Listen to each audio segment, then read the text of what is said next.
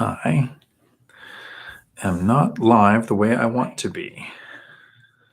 Why does my computer do this? Howdy. Welcome back to Dion Talk. I think I started with the vodka too early there. I want to title this video, Winter is Here, and give an explanation on why this is the right time to be buying real estate. But first, I want to talk about, this is Tuesday. This is a live stream. Normally, my live streams go for a few hours or until the questions are done coming in. But once a month, the local real estate meetup group, the Tacoma Financial Independence, has a live meetup, which I'm going to.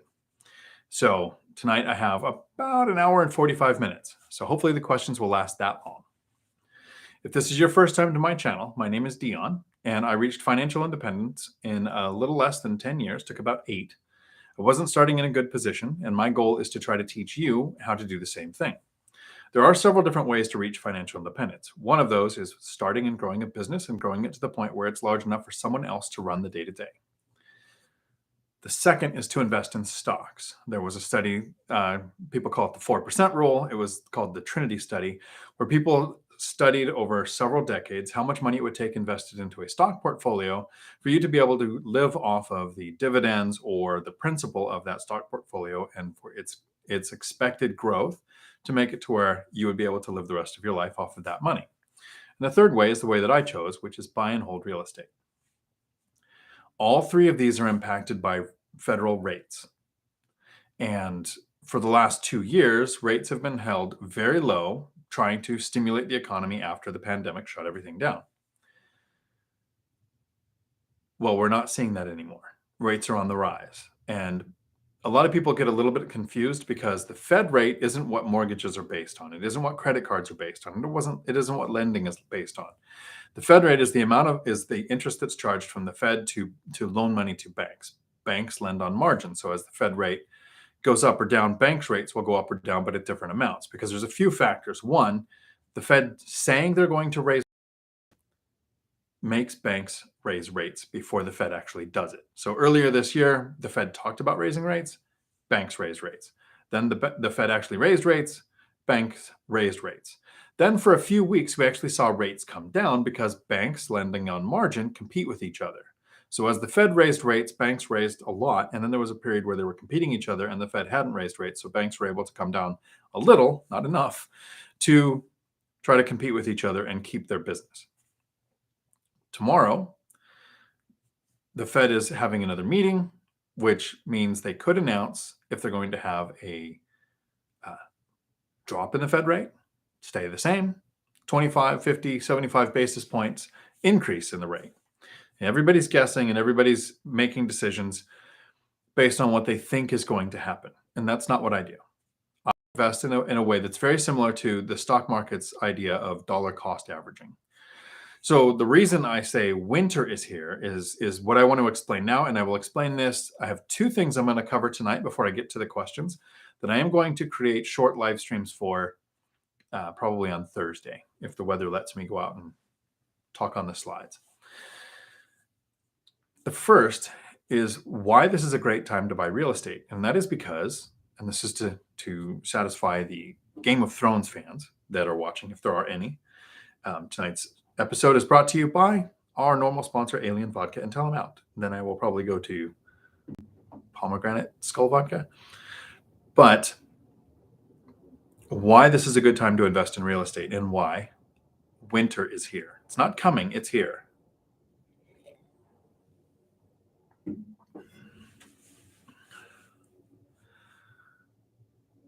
I was looking at my portfolio, and here's a quick 30-second rendition of what my portfolio is.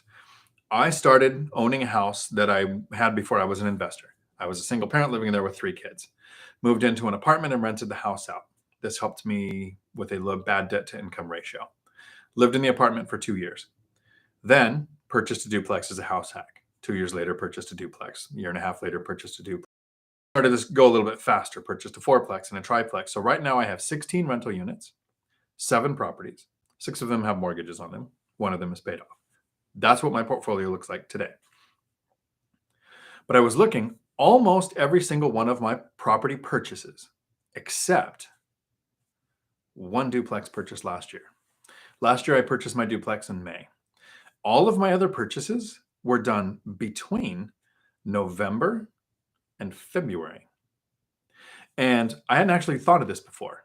I'm actually wondering why, if I look at all of my purchases, this is the time of year that I bought. And I realized I am an investor that purchases small multifamily.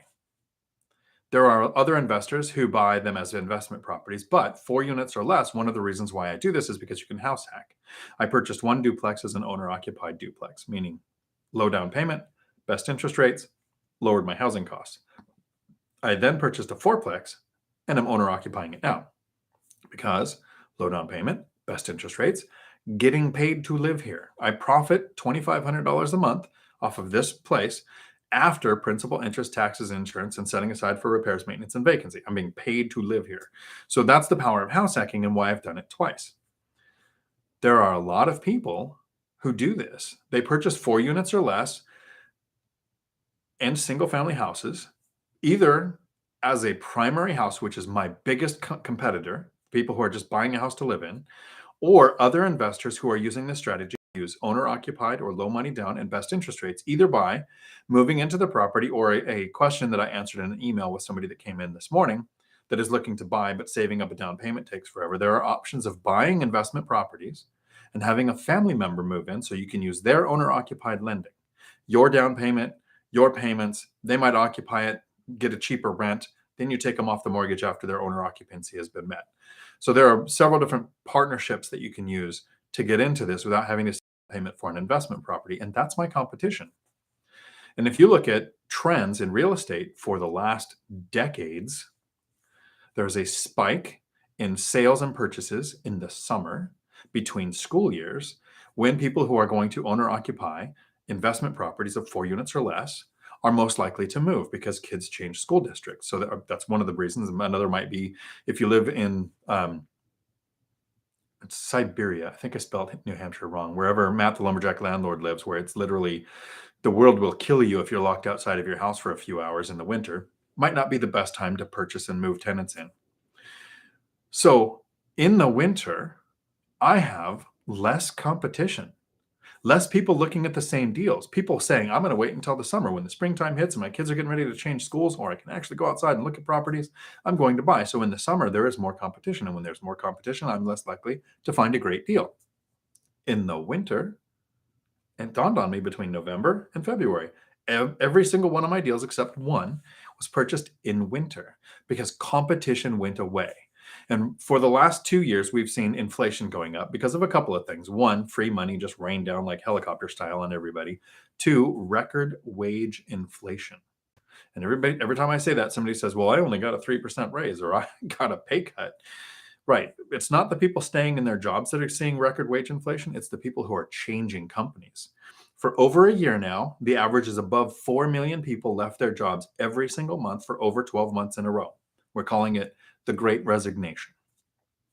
Unemployment is under 4% in most areas. So we have really employment. And 5-10 years ago, 6% unemployment was considered full workforce.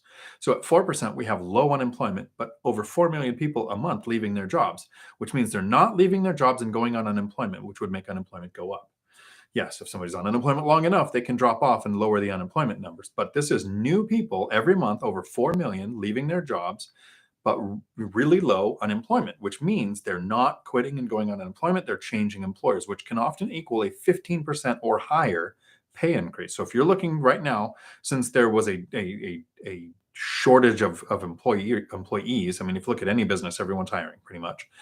Because during the pandemic, people were paid more to sit at home. Here in Washington State, the average income was $75,000 a year to sit at home on unemployment.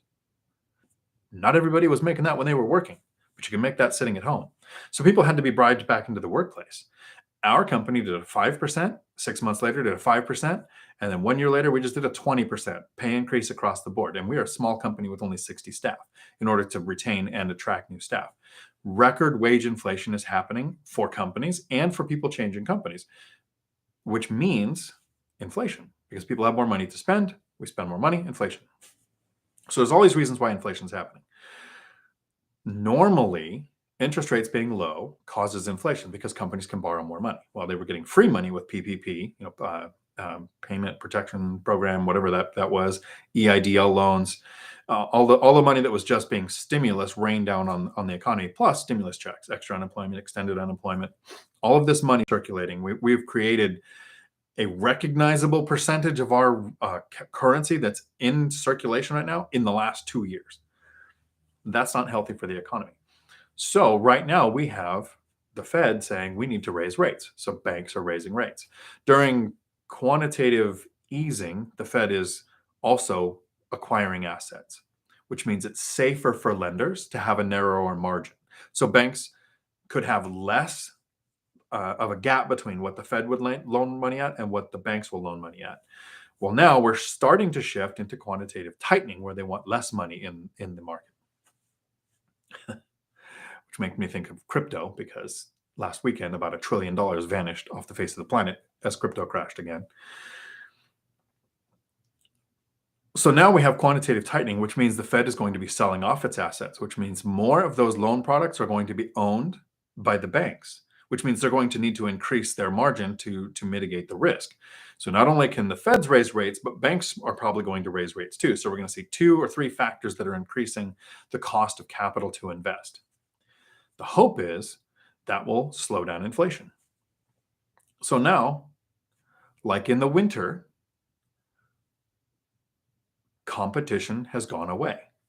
And the reason it's going to look like the median house price is going up, even as there's less transactions done, is one of the hardest hit things to buy is going to be the first-time buyer. The people trying to buy their house for the first time will be priced out because interest rates will make the payment too high for some people to qualify for programs. Even if you have first-time buyer programs, down payment assistance, just the ability to borrow the money is going to go away. And a lot of people are going to watch the crash videos and think, I'm going to wait for the crash or the correction to buy. So there's going to be less buyers not buying those first-time homes. So since we lose the bottom end of home transaction prices, the median between the new bottom end and the high end is going to mean the median is higher. So it's going to say home prices are continuing to increase, even though we're seeing less transactions. So what we are in right now currently is a crash in transactions. So I'm calling this a housing crash. This is going to be one of those times, like almost every time I've added a property to my portfolio. In the winter, it's easier to find a great deal because you have less competition. And we have a couple of factors now that are going to actually make it even easier. For the last 2 years, properties in most markets would hit the market and be under contract in a couple of hours. Literally, a couple of hours. If you don't have your offer in, you're not even considered. Well, now we're starting to see days on market extend. We're starting to see what looks like an inventory pileup because they're not going off the market as fast. So what I recommend doing, here's what I would like most investors to do who are trying to duplicate what I did. Watch days on market. And once you see that your days on market are significantly longer than what they were in your area for the last 2 years, ignore the list price. Think of the price that makes sense for you to get the yield that you're looking for. Make offers. For me in my area, that's when I'm seeing them on the market more than 5 days. Over 10 days, I will definitely make my offers that make sense at my numbers, but over 5 days, that's when they don't have offers. Sellers were expecting to get their wish list, several over asking offers with waived contingencies that would happen 2 months ago. That's not happening now. So they might be more likely to take that offer at a number that makes sense to you. But this is how we're going to have an easier time than ever finding a motivated seller. 2 years ago or last year or 3 months ago, when you made an offer on a property and it was under contract in 2 hours, whether you got the offer accepted or someone else did, no one knows if that was a motivated seller. They listed at the price that made sense to them. They either got it or got above it. In almost half the cases, Redfin put out an article saying 52% of purchases went above asking, which meant 48% went at or below asking. But that's a large percentage. So if they accepted an offer right away, you don't know if they were motivated or if that was just the number that they would take. Well, now that we're seeing more days on market, you actually get the chance to see if they put it on the market and 10 days goes by or 20 or whatever is more than normal in your area, and you make an offer a little bit less than they're asking or significantly less than they're asking, and they don't counter with something really close to yours or accept yours, that's not a motivated seller. That's somebody who listed because their wish price made sense for them to offload a property, and they thought, "Oh, I'll keep it for the cash flow, or I'll do the repairs that I need to do." But the people who are tired or losing money, not running their business right, at an age where they're trying to have their exit strategy be offloading their portfolio, or they inherited the property, when they're not getting their offer that they what they want, and enough time has passed, days on market is the one metric that will make a motivated seller take a lower offer. So we just need to consistently be making those lower offers. And I have realized a mistake that I'm doing based on some questions that came in via email. So I'm going to put my email in the chat, which is the live chat if you're watching this in Futureland. And if I remember, I will pin my email in the comments below. A couple of emails came in and they said, I watched the Three Amigos, which is me, Michael Zuber from One Rental at a Time, and Matt the Lumberjack Landlord, who is here tonight. Once a week on Thursdays, we record videos together and we talk about our 3 different investing strategies with our different goals, our different markets, what we're doing, what's effective, what we've wasted time with, and we share what we've learned. Some emails came in, and I say some because it's 2. And so if I see 10 emails come in on a question, I will have made a video on that already.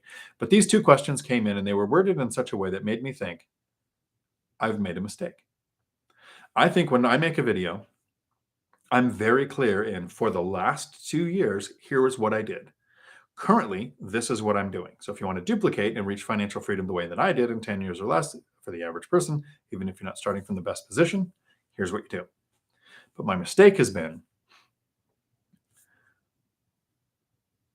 I'm irritated by some crash video channels who constantly, since 2013, have been saying, here's the reason for the Michael Zuber has a great channel on his great video on his channel the other day of 10 years of market crashes, where he talked about the crash that happened that was expected in every single year since 2013. So since 2013, people have said prices are above 2008, interest rates in 18 spiked. There's every reason you can think of why there's a crash coming, because that gets views.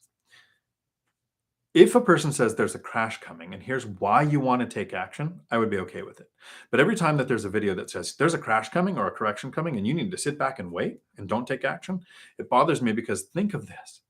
In 2020, a pandemic hit and a bunch of people were saying that's a massive housing crash coming. It's the end of the world. Don't ever buy a property. And for 2 years now, we've seen 30% appreciation, record skyrocketing rents. Missing out on those 2 years because of a scare tactic video that got views, to me, that person should be able to sue somebody who cost them that much money. You can't. And a lot of content creators show their age when they go, I am not a financial advisor. And I've even said that in a few videos. But everyone knows YouTube is for entertainment and you can learn from it. But I don't think you could sue somebody for giving you bad advice on YouTube, because everybody knows I'm the only one that has a working crystal ball. So I'm very specific when I say for the last 2 years, here are the things that made me think we don't have a housing crash coming. We haven't been building for 10 years. We have the demand. We don't have ninja loans. We don't have adjustable rate mortgages. We don't have, I have a picture. I wish I could share my screen on here, but I'm not tech savvy.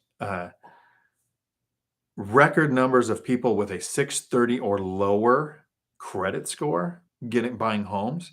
We didn't have any of those elements that happened between 2005 and 2008. So I was saying, and several other YouTube content creators were saying, here's why there's not a housing crash coming. But the ones who said, well, all those reasons why there's a housing crash coming and to wait and delay, we're getting the views. And then I take the time to explain, okay, so I don't see a housing price crash coming, but I do see a crash in transactions coming because interest rates going up with high prices, limiting buyer demand. But we still don't have a massive reason why a bunch of foreclosures are coming. Even the people who went on forbearance, less than 1% of them look like they're going to end up in any kind of thing close to a foreclosure. We don't have ninja loans. We don't have adjustable rate mortgages coming to a close where they're going to have their rates adjust. I mean, we had over 50% in 2005, 6, and 7. And one of those years, we had over half the mortgages were adjustable rate mortgages.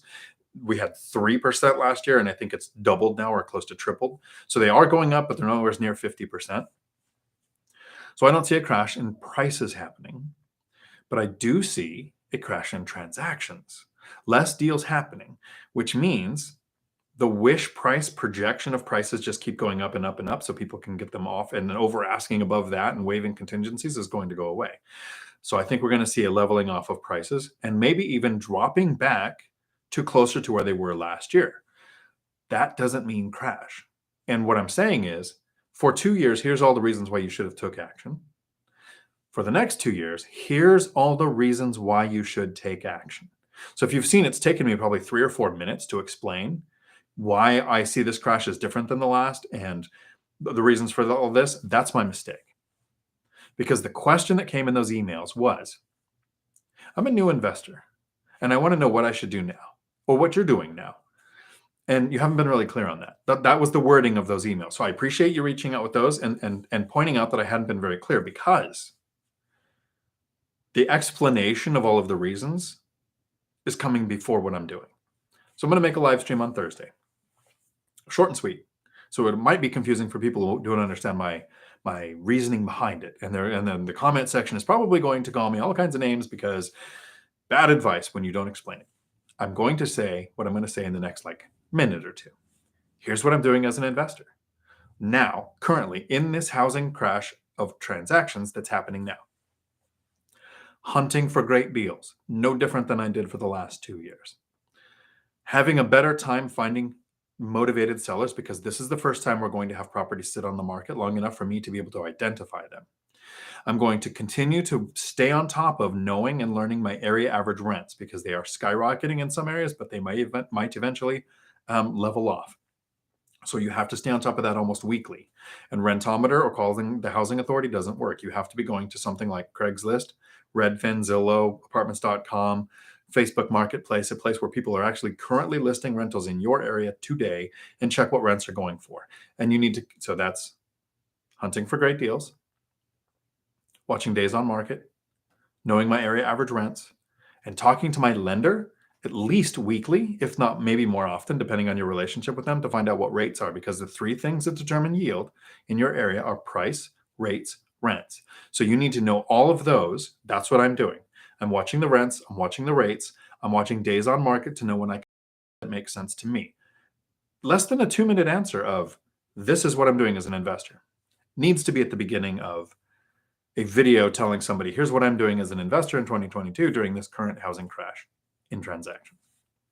So that's where I've messed up, because I thought, I've said that in 10 videos at least, probably 5 or 6 on Michael Zuber's channel and 3 or 4 on mine. This is what I'm doing as an investor. I think I have a video titled, as an investor, what to do in 2022. But I took too much time explaining the differences between the last crash, the current crash, transactions versus price. And by the time I got around to here's what I'm doing, it was 8 minutes in, and I think people had zoned out or checked out, or my voice put them to sleep. So that live that comes out on Thursday is going to be what you got in the last couple of minutes of exactly what I'm doing in this market, the first couple of minutes. And then I will explain for the haters, here's why I'm calling this a crash in transactions, and why I can find a motivated seller, and why I'm still hunting for great deals. So that was the one thing that I kind of made the mistake on. Now what I would like to do is get to the questions. And before I get into any of these, I want to say howdy to everybody. And I want to just touch one last time on what winter is here means. Almost all of my property purchases, except for one, were purchased between November and February because there's less competition. As an investor, I was able to find my deals. With interest rates going up and a lot of investors pulling out because, one, they watched crash videos and said, I'm going to wait for a crash or correction, which will cost them hundreds of thousands of dollars. Or 2, they are priced out of the market with these rate increases on the prices of the properties that we currently have. So they are pulling back until they can hopefully find something they can afford. There are people who are impacted that way. It's winter now. Less competition, just like when we look at an annual list of purchases, more purchases are done in the summer because home buyers are willing to move their kids from one area to another. And the weather is better in some areas to actually buy or sell properties in the summer. So during the summer, there's more transactions because there's more competition. Right now, the rest of 2022 and probably 2023, we are in winter. There is less competition because a lot of buyers have pulled back because of whatever factors they're seeing that are pulling back the competition, making it easier for me, because it's winter, to purchase the next great deal. And every deal going forward, I think, will be better than the last. So, Brian, howdy. Pallavi, howdy, Dion. Everybody, good evening. Happy Father's Day to all the fathers here. Nice. That's not today, is it? My memory's terrible. It's got to be this weekend. Michelle, howdy, everyone. I just got bit by turn. Contract is breaking for my rental, sale, and agent wants 50% of the escrow. Earnest, which they do begin with negotiated to be huge. Not sure I understand. Your agent wants 50% of the escrow?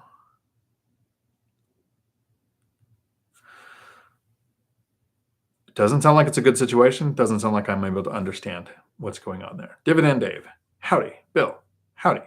Angel, howdy. Travis, howdy. Appreciate these live streams. My question this week. My conventional lender is at 7.5% interest. What are you seeing from your lenders, and do you recommend any?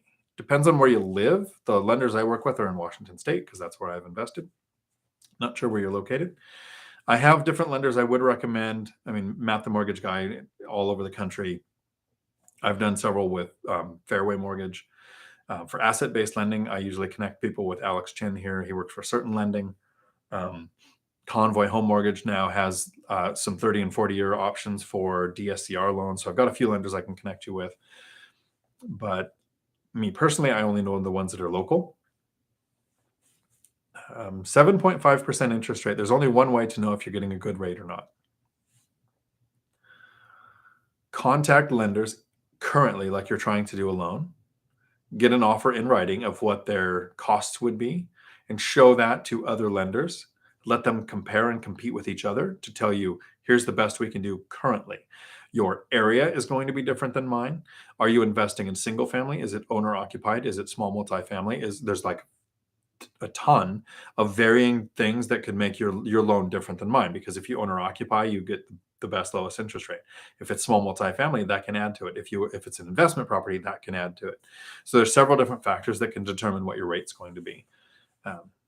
What was my last quote? I was probably way above 7.5, but they were letting me buy it down with 3 points to 6.3. So higher rates, but could be bought down. So is 7.5 your purchase down rate, or is that the rate that you can purchase down from?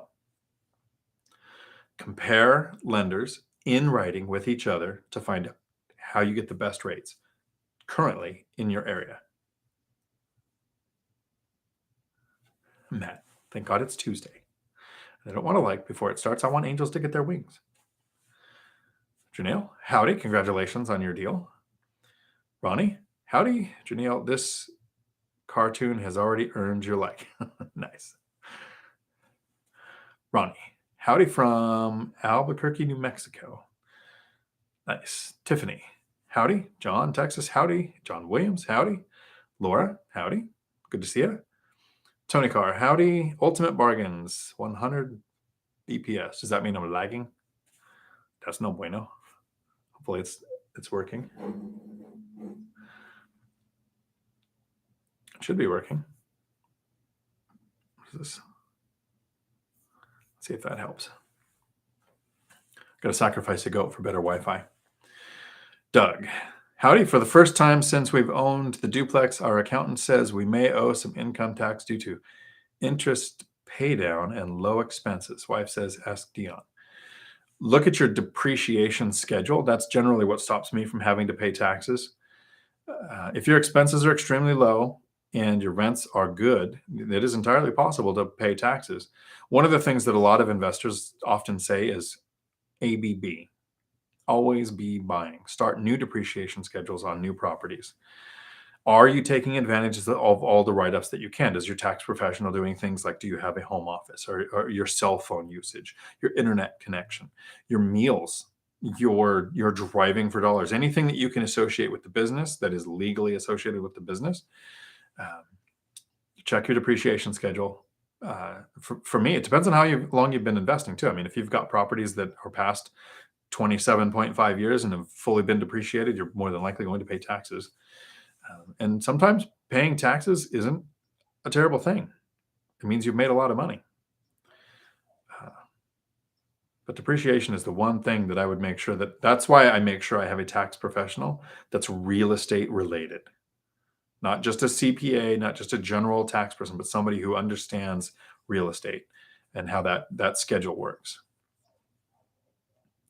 Angel R, 47 watching and only 17 likes. Only hit the like if my content earns it. Lumberjack Landlord. Siberia spells New Hampshire, but 20% return spells rich. Not worth it. Yeah. It's weird. I kind of chose Washington because there's so few things on the planet trying to kill me here, other than the humans. We don't have all the deadly spiders and snakes and hurricanes and tornadoes and frozen tundra weather for 3 or 4 months out of the year. Although it is possible to invest at a distance. So Matt, maybe you invest there and then you actually do buy the Vegas home and you start spending your winters there. So get rich quicker. Peter, howdy. Competition from owner ox is a drag. At least other investors are pretty good about not overpaying. When we get a recession, there should be really good deals. That is what we're calling for. Find the good deals. And as an investor, here's something to think about, Peter. Owner occupants pay the most because they're buying on payment. Investors pay the second most because they're buying on yield. Then you have flippers and then you have wholesalers. So there's a 4-tier system to who will pay the most for a property.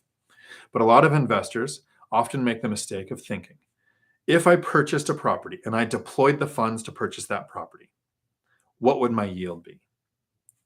Some investors put $20,000 into a property 15 years ago on a 15-year mortgage, have paid it off. It's appreciated 600%. And they take all the money out and they go, I'm going to buy my next property.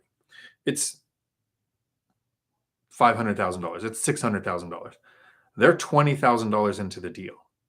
So they're not looking at the yield as the deployed capital. They're not looking at the return on equity. They're literally thinking, I put $20,000 into this. If I buy this property now for $500,000, that's worth $3,000. And they just pay $500,000 cash, they're $20,000 into the deal. They've been cash flowing for 15 years. They've been paying off the mortgage for 15 years. It's been appreciating for 15 years. That's not out of their pocket. And it's not the way that I look at it, but it is the way some investors look at some things. And some funds will look at that as this is what we're deploying, not the current capital, the invested capital. So they'll pay what we would think is a stupid price, overpaid, not going to cash flow, not going to be a good return on their money, but it makes sense to them. So yes, owner ocs are our biggest competitor in numbers, but sometimes investors 1031 are deploying funds that they got from a source that they're not considering the entire amount of money is a competitor that it's hard to compete with on some deals. So you just move on, move to the next one. Justin, howdy. Ultimate bargains, damn owner occupants. Michael Zuber, exactly. Jay Hayes, cheers. I don't see. Cheers to everybody. And if anybody joined late today, this is the one day of the month where I have a local meetup for the Tacoma Phi. It's a Facebook group where we get together. We're meeting at 6 o'clock, which is about an hour and a half from now. So this might not be a full 3-hour live stream. I'm going to leave a little bit early to make sure I can make it to that. So if anybody's on here that's going to be there, looking forward to seeing you.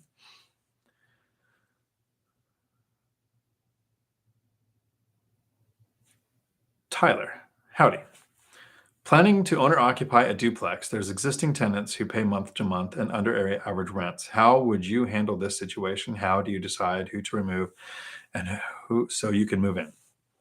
I have a video coming out Thursday. I'm just about finished editing it. I've got to make the thumbnail. It will be, so Tyler, look for this video. It is called BiggerPockets Bootcamp Success Story. So there's 2 gentlemen, Braden and Josh. And I'm surprised my memory remembers that because there's a post-it here that says, I'm Dion. And actually, the post-it's over there and it says you're doing a live stream. It's Tuesday. But that's close enough to saying it's Dion. Who took the BiggerPockets Bootcamp. They were in my cohort. And they took action. They purchased a duplex. One is owner occupying it. They partnered and purchased a duplex. One is owner occupying it. In that video, we talk about what the rents are for the 2 existing tenants who are on month-to-month lease, how they chose which one they would replace, how they adjusted the rents. I mean, we cover everything. So this will be the Cliff Notes version because you're asking the question here on a live. And in a live, I am not going to say, here's the video, go watch it. I'm going to say watch for that video because it has a lot more nuance than what I'm going to say now. I purchased a fourplex, and I purchased the duplex. My one side was vacant that I moved into, so I didn't have to do that. When I purchased the fourplex, 4 units were all rented out. 2 had long leases. I'm not going to replace them. 2 were month to month. So I do the inspection and I meet the tenants. I listen for lies. I don't know if that's legal or not, but don't sue me, bro. Remember, we're on YouTube and everything on here is just for entertainment. But so I catch someone in a lie when I'm doing that walkthrough or the inspection or anything, and that's the person that's going to go. So I caught somebody in a lie. I look at their rents, at who's paying more. So that is what happens in the video with the BiggerPockets. They go, this one's paying this much, this one's paying this much, so this one's gone. And then the binder strategy on the other side. And very successful, 40% increase for the binder strategy. Like flawless execution of it too. So that's not a testament to me, that's a testament to them. Like taking a course, listening, watching the video on the binder strategy, and then executing it and getting a 40% rent increase on the tenant that they kept. You can also look at the situation of the tenant. When I moved into the fourplex, I looked and I figured this is going to be a financial scare to them. Moving sucks. There's an expense, so I offered to do cash for keys. I wouldn't give money to an existing tenant and hope they continued to move out, because if you then go through an eviction, you're out the eviction money and the money that you gave them. So what I did is I paid the money towards the deposit on the place that they moved to. So when I did this, the guy actually sat down, got emotional. He said nobody's ever helped him, so I was helping him pay the deposit on the place he was moving to. It sucks that I had to displace somebody, but that's the regulations with owner-occupied requirements, and I was moving in. So that's how I picked. Least stable, probably lowest rent. And if you catch them in any kind of deception, that's the person to go. You can also look at the state of the units. If you're doing your inspection, if you go in and one is pristine and well taken care of, and you go in the other and it looks terrible, that's the one I would be living in. Get rid of the tenant that's not taking care of the place, fix it up while you live there. Kind of like Mindy Jensen does the live-in flip, where you get to then move in, and now you take the time while you live there to do projects. Because I wouldn't want to, I've never done cabinets, but if I was going to do cabinets, I wouldn't want to do it while tenants were there. I wouldn't want to rehab both bathrooms at the same time while tenants were there. But if I'm living in a place, I can have flooring put in, I could do cabinets, I could have one bathroom then the other done, I could do all these things while I'm living there. It would be easier. So I would take the worst looking unit and the least stable with the lowest rents. That's how I would pick that. But that video that comes out Thursday, BiggerPockets Bootcamp Success Story. We'll check that out, because Braden and Josh did a great job. And then at the end, they kind of give you a review of the course if you want to take it or not. And my chat moved, which is awesome. That means you guys are leaving comments, which I appreciate, because these are the questions that spark conversations where I might actually say something that helps somebody make a deal. Okay, ultimate bargains. The IRS recognizes single-member LLC as disregarded entities. Disregarded entity is a legal entity that is separate from the owner for personal risk purposes, but regarded as distinct for tax purposes. It does. And the 2 counties I invest in use it as precedents to consider all single-member LLCs disregarded entities, even for asset protection. Doesn't separate your assets. So know your local laws too. They don't pierce the veil. They disregard. Travis, I love this channel. So knowledgeable content. Awesome. Thank you. Appreciate that. Mac, howdy. When you see a property on the MLS that's selling as is, do you run immediately? No. As is it has no impact. Doesn't make me more excited. Doesn't make me run away. What conditions do you look for to say the property is for the lazy investor, or no, it needs too much work rehab? Mac, appreciate what you're doing. Thanks. Thank you. So as is, all it means for most people. So there might be one person who's going, look, it's falling apart. I'm not going to take a discount. I'm not going to repair anything. That's what it is. Take it or leave it. And they're just not motivated to sell. So they'll sell if they get the number. But most people who say as is mean they're not doing any repairs. I 2 of my properties said as is in the MLS listing, and we got price negotiations on it because there were repairs that needed to happen, and they said, right, we're not going to do it, but we'll lower the price because that's as is. But you pointed it out before we closed on this transaction, so you could still negotiate even an as is sale. It just means you're not going to be able to go and say, I can't get my FHA loan to go through until there are straps put on the water heater. If you put straps, I'll buy it. They're like, no, we're not doing any work. Probably not going to work to lower the price for something like that, but you can get a lower price if it needs a roof. You can get a lower price if there's some foundation work or something like that. But you could still negotiate even an as-is statement. So I definitely wouldn't get super excited about it, and I wouldn't run away. It almost means nothing to me, other than when it comes to negotiating, they're more likely to make a price adjustment than they are to actually do repairs to make the deal go through. And what I think of is too much work. So I have a BRRRR search set up, but I wouldn't start with that in the first 5 years. I think there's too many risks, too many things you don't know on area average rents, rehab timeline, rehab cost, after repair value, all the things we can make a mistake on. I have that search set up, so I will do a rehab someday, but not today. So when I'm looking, I prefer rent ready or already occupied. Those are the two things that make me think, okay, this I'm probably going to pursue. If it's already occupied, in most cases, it's livable. I mean, yes, there are often ignored things that you will need to fix. Some outdated things like faucets and sinks, and I don't consider that a rehab. I consider that like a handyman can go do it in 20 minutes, maybe an hour. But full cabinets, if I purchased a place that had a hoarder living in it, and I figured that was going to be a rehab, and it ended up being a $400 dump run. Some guy came, said if I gave him $400 and he got to keep whatever he found, emptied out the hoarder house. Immaculate hardwood floors covered by plastic, nothing needed done. I think on that one, I planned on spending probably 10 grand to fix all the hoarder house issues, which I don't think I spent $1,500. I generally don't want to spend more than $2,000 buying a property. If it takes more than $2,000, it's more like a rehab, and it probably won't qualify for owner-occupied conventional loans or VA or FHA. Might qualify for a conventional loan, but it has to be pretty close to livable for me to be interested. Especially working full-time, running a nonprofit, having 3 kids, self-managing 16 rental units, and wanting to have a life. Shall do that someday. That was a good question. Thank you.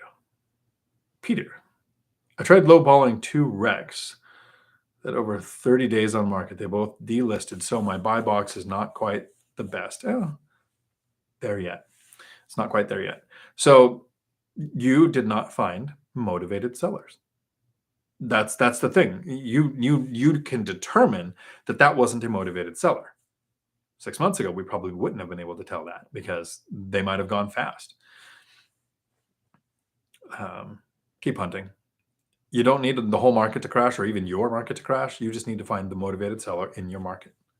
But good job. You knew that 30 days on market was the time to lowball. Ultimate bargains. If the seller demands both price and terms, then that's a take it or leave it proposition. Always be willing to walk away. Do not waste your precious time by chasing dead-end deals. Great way to put it. My parents were not, I would call them financially intelligent. My dad worked until he died on a job site at 75. Never had any money. My mom finally got a good job after 46 and then retired at 65 with a pension. So, I mean, she later in life kind of figured out at least to get a pension.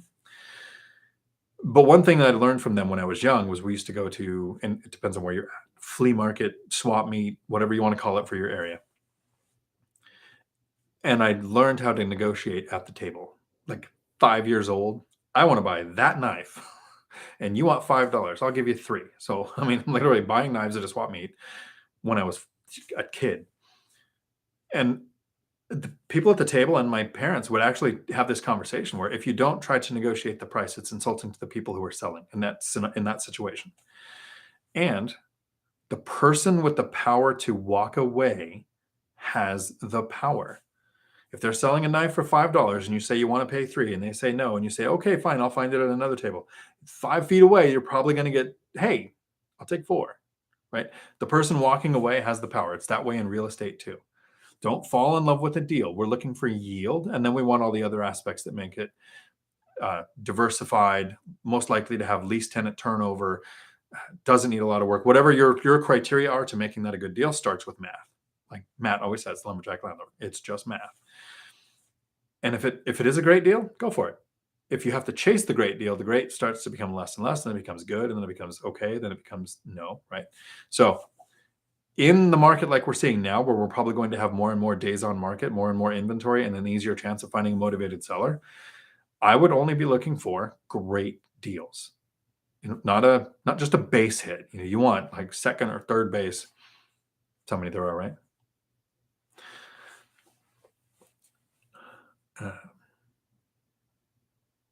Yeah, Peter, thank you. I would also recommend going directly to the listing agent on a long days on market listing. Many can double their commission and will level with you about the seller. Close. So some will double their commission. Some will be listed. Often there's a 6% commission, 3% for seller, 3% for buyer. And if it's just seller, it's 5% or whatever they've negotiated with the seller. And you can do that. It can work. I've developed a relationship with certain agents where I want my agent to get a commission, and I want their input, their paperwork, their offer drawn up exactly how I want it, their contingencies put in right. So I myself, I would go to my agent and say, look, I found this deal and I want you to make the offer there, even if they didn't bring it to me. You can go to listing agent, but remember, the listing agent legally represents the seller and the buyer. But they're not your agent. I would be more comfortable with an agent that works for me, represents me, and is going to do future deals with me. And so that it's good to have different opinions. I think on that one, Peter, we have a different opinion. Angel R, do you think interest rates will be 7% by the end of the year? So I have a bet going with Michael Zuber and Matt the Lumberjack Landlord for $1, which means it's $2 for me. I think I'm getting screwed here. I think interest rates are going to go up. We're going to see 7.5%. I don't think the Fed's rate would get that high, but I think we'll definitely see like the first time home buyer, owner occupied, we're at 5-ish now, a little higher. I think we'll see 7 by the end of the year. My prediction, which is probably a little too fast. This is why I'm probably going to lose the bet. Rates are going to continue to go up, 7%, 7.5%, 8%, and inflation will continue. Because historically, low interest rates, easily borrowed money, low cost of capital made businesses grow so much that we had inflation. That's not what caused inflation this time. What caused inflation this time was helicopter money raining down on everybody, people being paid more to sit on their home, they sit on their couch on unemployment than they would if they went to work, having to be bribed back into the economy being shut down, all of these unnatural forces hitting the inflation number, that inflation will continue to rise. And we will stop looking at a recession and we'll start looking at a depression. And then we'll start looking at deflation, which is something the Fed fears more than inflation. And I think that interest rates will drop back down and to where as buyers, we will see 3.5% for first time owner occupied lending on single family houses. So that's my bet. I think I called it too soon. I said by the end of 2022. Probably not going to happen now, but I think rates are going to go up. Inflation is going to continue to go up. They're going to go, hey, that's not working. They're going to go down. Right now, the Fed is calling for the thing that I said would fix inflation. There's a video on my channel called The Crazy Fix to Inflation that no one would want. Because what is causing inflation? People having money to spend. When we're seeing record wage inflation, and not from raises, I talked about this earlier in this video, but by people changing employers, switching one job. We have over 4 million people every month leaving their job, under 4% interest or unemployment rate. So people aren't leaving their job and going on unemployment. They're leaving their job for a better job that pays probably 15, 20% more. Record wage inflation is causing inflation. So we need a wage cap. And the Fed is coming out, actually putting out a request for corporate America to stop giving raises. Now, that's not a wage cap. They're not saying, okay, here's a minimum wage, here's a maximum wage, but they're saying, stop giving raises. That's where the inflation is coming from. So I don't think interest rates are going to be what cures inflation this time. I think it's going to go up so much that prices continue to go up, transactions die on a lot of things. I'm talking real estate, stocks, cars, everything that people buy. Those transactions are going to die. 50% crash in transactions in several different asset classes. And then they'll have to lower rates to spur the economy into some kind of motion. So yes, I think it can get that high. And I called it a little early, but I think it'll come back down. That's my crystal ball saying that. Pallavi, wish is an advance increase not around?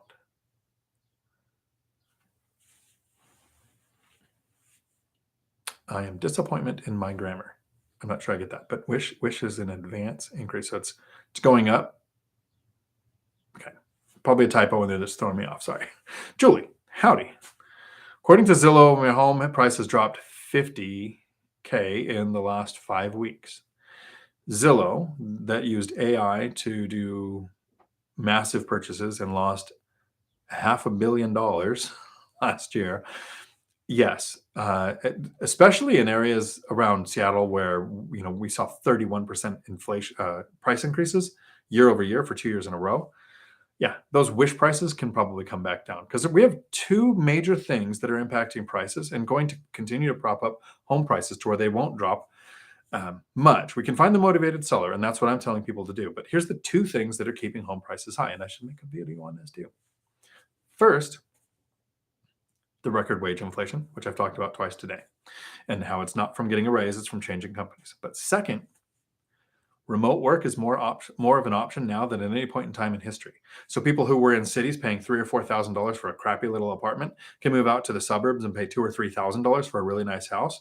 And while that's twice as much as the people that were paying for it 2-3 years ago would pay, it's half what they were paying in the city to have more space, work at home, homeschooled kids, all of the things that have changed in the last 2 years that are going to continue to prop home prices up. And that's not even the little nuanced things like first-time homebuyer programs, an increase to FHA and conventional amounts, 40-year loan products, those things that will also continue to prop up the prices. But those two factors are the main things that are going to make prices continue to stay not increasing as fast as they were, but not dropping below 2020 prices. Ultimate bargains. The deal of the decade comes along once a week. Dolph DeRoos. Okay, don't know who that is. I know Zuber does the deal of the decade once a year. He does one deal every year. He calls it the deal of the decade. I do 1 or 2 deals a year, so they're my deal of the decade.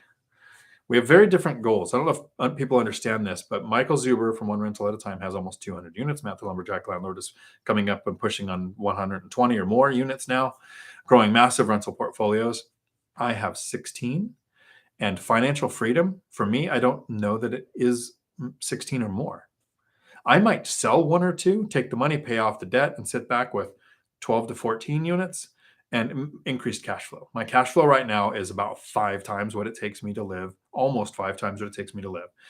So if I could have a couple less properties to manage, less headaches, less tenants to deal with, and increase the cash flow to where it literally is 5 times what it costs me to live, I don't need more units.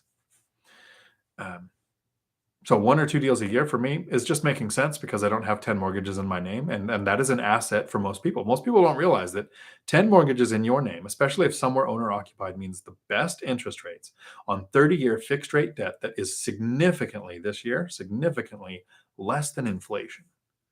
Like that's an asset that I want to acquire. As much as I want to acquire a cash flowing property, I want that fixed rate debt on that property that is appreciating, cash flowing, getting principal pay down, and starts a depreciation schedule again so that, like the question earlier, I won't be paying as much taxes in the future.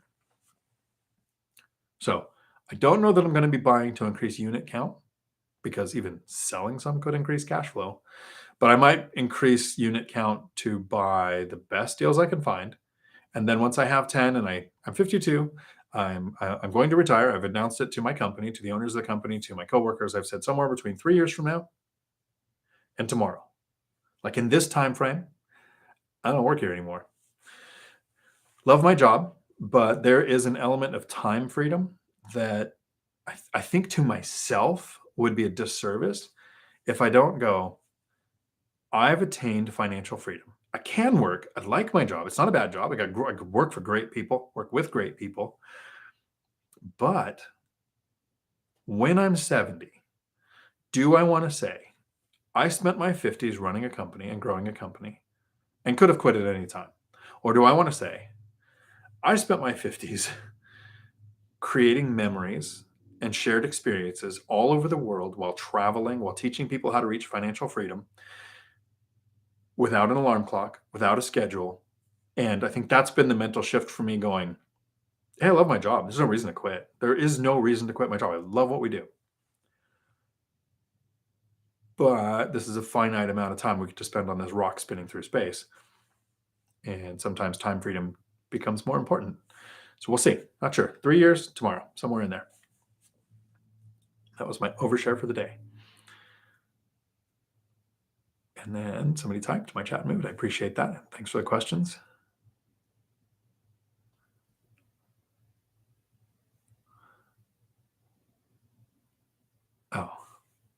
Oh. Okay, I see that now. I'll get to that in a second.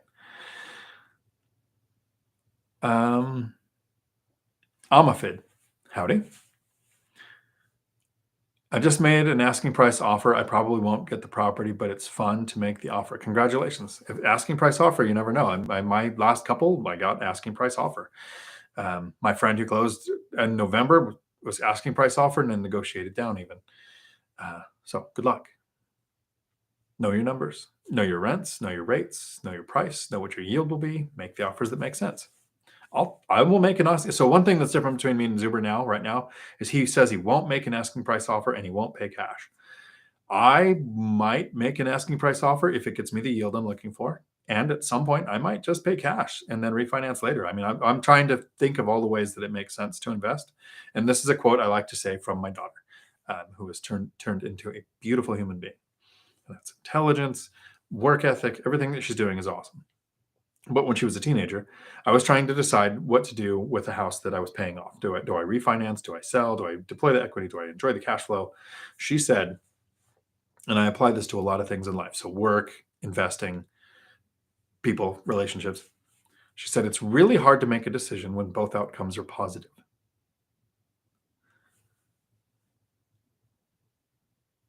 Lumberjack landlord. Ultimate bargain is thinking 100 basis points. Okay, so BPS is basis points. Uneducated. That's the best thing about this. You don't need to be smart and educated to be successful as an investor. 100 basis point increase would be interesting. Which then would be a quicker way. That 100 basis point increase, I think, would make Matt and Mike lose $1 to me. Because we could raise interest rates 20%. Not 20 basis points. I mean 20, but they could be 22 Fed rate tomorrow. We're raising at 20%. We're now at 22%. So banks are going to land at 28%. We'd see a massive crash in transactions, but prices aren't coming down. That wouldn't even reduce prices for a significant amount of time. And then they would say, wow, that's not going to decrease this inflation that we're seeing, because it wasn't low rates that made inflation. It was all of the other factors. And then they would quickly come back down. So I think a larger increase makes me more likely to win the bet than a smaller increase does.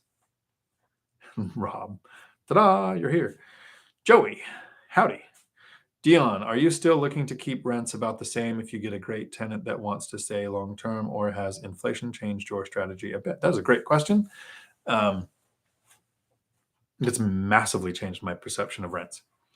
So I used to purchase a property that was already owner-occupied, and I would use the binder strategy 2 months later. So the way I use it is I wait 2 months so I can vet the tenant, because I didn't get to screen them.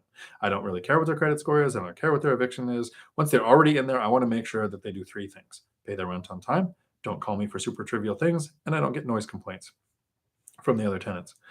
So those are the 3 things I look for at 2 months. If I've decided I'm going to keep that tenant, then I will go and do the binder strategy. So it was to get a decent, usually 30 to 40% rent increase at tenant request, because they were below our area average rent so far, to get them up closer. And then almost every tenant I had, I would have the conversation and say, okay, so we've done this. We've got rents closer to where I want them. I don't raise rents every year, but every other year I do a 5% increase. I've said that sentence to several tenants. I don't raise rents every year, but every other year I do a 5% increase. That was my method. 2020, eviction moratorium, rent freeze, can't do rent increases. Rents in 2021 go up 40+% in most markets. Landlords have this fear of something that's never happened in our entire existence, where the government can say no one has to pay their rent and no one can be evicted. Like, those were words that never went together in a sentence before, or 2 sentences. Depends on that. I am disappointment in my grammar.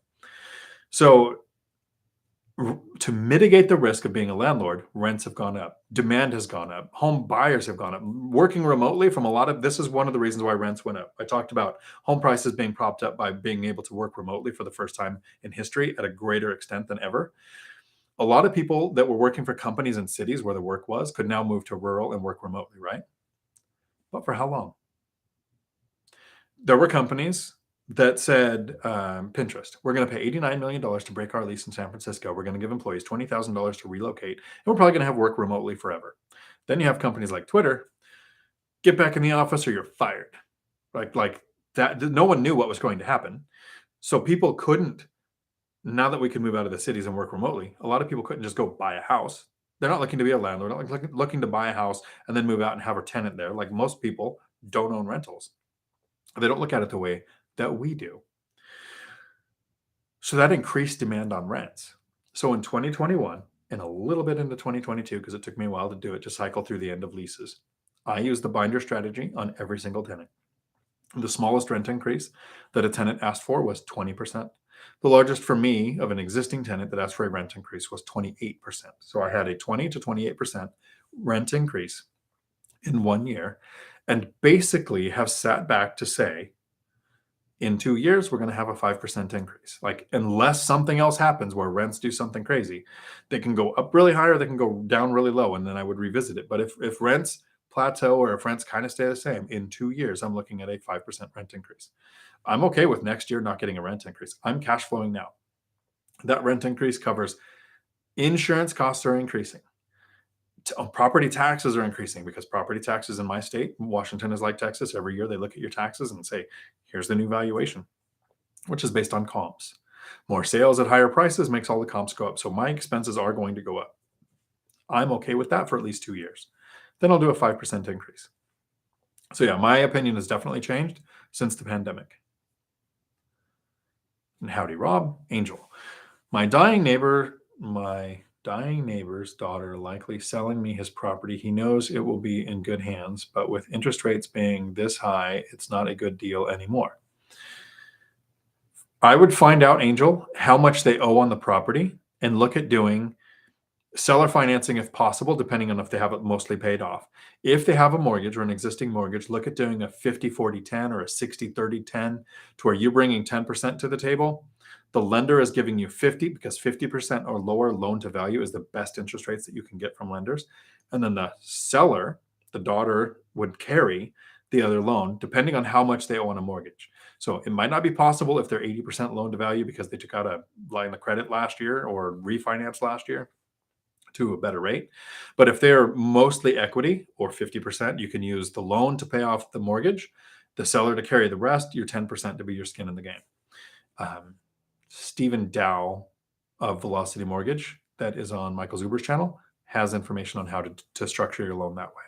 Seller financing is often kind of the fix when rates are going up because the interest rates from the seller can be zero. They can be 1, 2, 3, 4%. They don't have to be what the Fed or the banks are talking about. The seller is probably worried about the price or the monthly payments. So you have a couple of different options there. Dawn, howdy. Howdy, Dion, and group. Late arrival tonight. Did I miss an update on the status of your outstanding offers? I have not done an update. This week, I have really let the lazy sink in. And I haven't made any offers this week. I've looked at the deals. I haven't seen any that said, it's been on the market long enough for me to make my offer that made sense. But while I haven't done a rehab, I am helping a friend do a rehab and actually had her watch Matt the Lumberjack Landlord and get some advice on this is how you get your countertops. This is how you do your cabinets. Like, I've never done these things, helping her do that. So with work, with doing that, with 4 surprise VA audits, with a whole bunch of things that our school has to jump through. Did I mention 3 years or tomorrow somewhere in there I'm retiring? I have not had the opportunity to even find the great deal to make the offer on. I haven't heard back from the deals that I made. I am in second position on one from about a month ago. From 2 or 3 weeks ago, there is still one that they listed for $1,030,000. I offered $990,000, and they said they needed to net $1 million. My second response to them, I said, well, then you should have sold in December. Haven't heard back from them. It's still listed at $1,015,000 because they dropped it, but not down to $990. Still hunting, and I think now I will definitely have some time to hunt for those deals. And this will seem funny. Well, it's funny to me. I'm taking a cruise. I leave on the 25th. On that cruise, I'm gonna have plenty of time to look at deals. like a lot of people are like, oh, I'm gonna go on a cruise and relax and not think about work. I'm like, I'm gonna go on a cruise and think about how can I deploy the funds I have on the next great real estate deal. That will be a good vacation for me. I'm not sure how that Tuesday live stream is going to go. It probably isn't. We'll see. Depends on and if I'm in an area that even has Wi-Fi. Ultimate bargains. Angel R. There is a deal in there if you know how to look. That's what I think. North Colorado Dawn. Howdy. Hi, Dion and everyone. Peter. Angel R. The owner could have big equity and you carry back for you, especially if they like you. This is a relationship business. I agree. Rob. When it comes to rehabbing our properties, my wife has classified me as a disregarded entity. Me too. Hey, both of my wives classified me as disregarded. Oh man, and I thank both of them so much for that. I don't know. That's an overshare that no one needs. Tanisha, howdy. How are you battling the rising interest rates? I'm currently looking for my first duplex, but the rates has decreased your buying power significantly. So your buying power is decreased, especially as rates go up. If you have a certain debt to income ratio or a certain income level. So you might look at DSCR loans where it's based on how the property is going to perform. You need to know your area average rents. You need to know what your expenses are going to be. Yes, rates are a factor, but if that property will produce income, DSCR takes out your debt to income ratio, your income level as far as what you can qualify for. Your credit score still matters. So Convoy Home Loans or Home Mortgage, or I have to remember their name someday, or some other asset-based lenders can do lending where your income level is not as much of an impact on what you can borrow. What am I doing to combat interest rates is I'm excited about the interest rates because it's pulling back buyers. And so the title of this video in the description, winter is here. And I'm going to give a quick version for anybody who's been here long enough to have heard it early in the video. Sorry about the repeat. I have 7 properties, 16 rental units. All 7 of those properties, except for one, was purchased between November and February. One I purchased and closed on in May. The rest were all purchased between November and February. During the winter, we have less competition because our biggest competition as an investor is home buyers, owner-occupied home buyers. Even investors who are going to house hack 4 units or less are our competition. Most of those purchases happen between school years when kids can move and change school districts. So there's more competition in the summer. In the winter, and I didn't realize this until recently, there's less competition. So almost all of my deals happened in the winter because I wasn't purchasing based on when kids can attend or change school districts. I was looking for the best deal. And that's when the least amount of competition happened for competing offers to come in. Winter is here from now until probably the end of 2023. Interest rates have gone up. Buyers have pulled back. So now people are going to list properties on the MLS and they will sit. So here's what I would do to combat those high interest rates. Know your area average rents. Talk to your lender every week, probably, to find out what current interest rates are because they change differently than when the Fed makes or raises or decreases. That's not what lenders will lend on because they lend on margin. So that can be totally different. And then you can figure out the price that makes sense to you. And when you've seen a property on the market more than 10 days, or in my area, it's more than 10 days. In your area, it might be more than 5. It might be more than 30. So know what was a normal time frame for your market, and then how many more than that is more than average.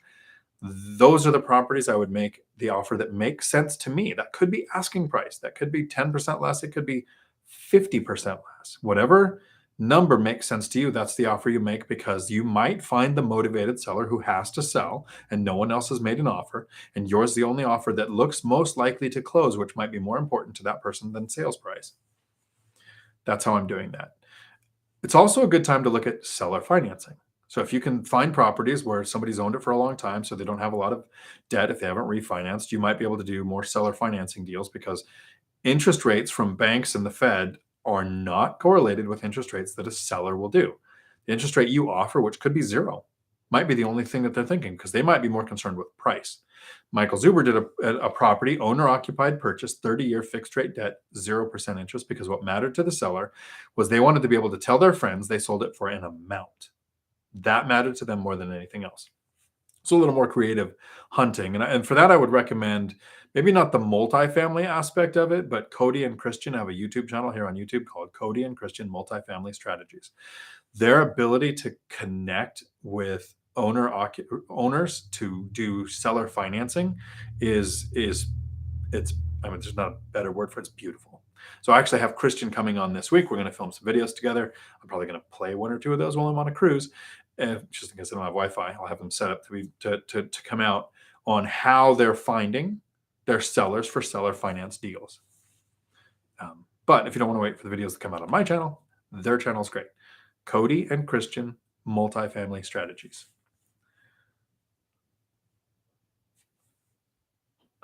Angel, thank you. And thanks to the people who helped. Awesome. Lori, howdy. For the live-in 2 of past 5 years, do you have to hold it for 5 or more years, or you can sell? You could sell after 2. If the requirement is 2 of those 5, there's not a requirement to own it for 5.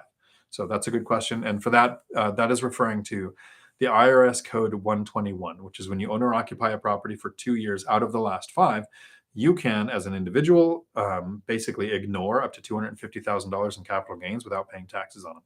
If you're married, it's $500,000.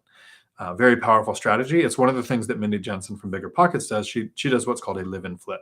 Purchases a property that's pretty much not livable, moves in, lives in a war zone, not the area outside, but the war zone inside with the rehab that's going on, gets it all fixed up, super nice, lives there for 2 years, sells, moves the money to Bigger.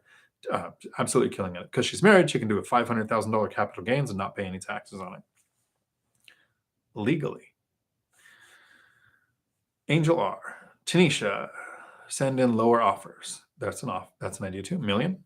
Howdy. Laura, I bought my duplex as is. I was advised by the lawyer and the realtor agent not to ask for anything. The owner fixed everything I asked for. Won't hurt to ask. Beautiful. And thanks for the reply, Laura. Yeah, as is just means they don't want to. Doesn't mean they won't. And proof is in the pudding.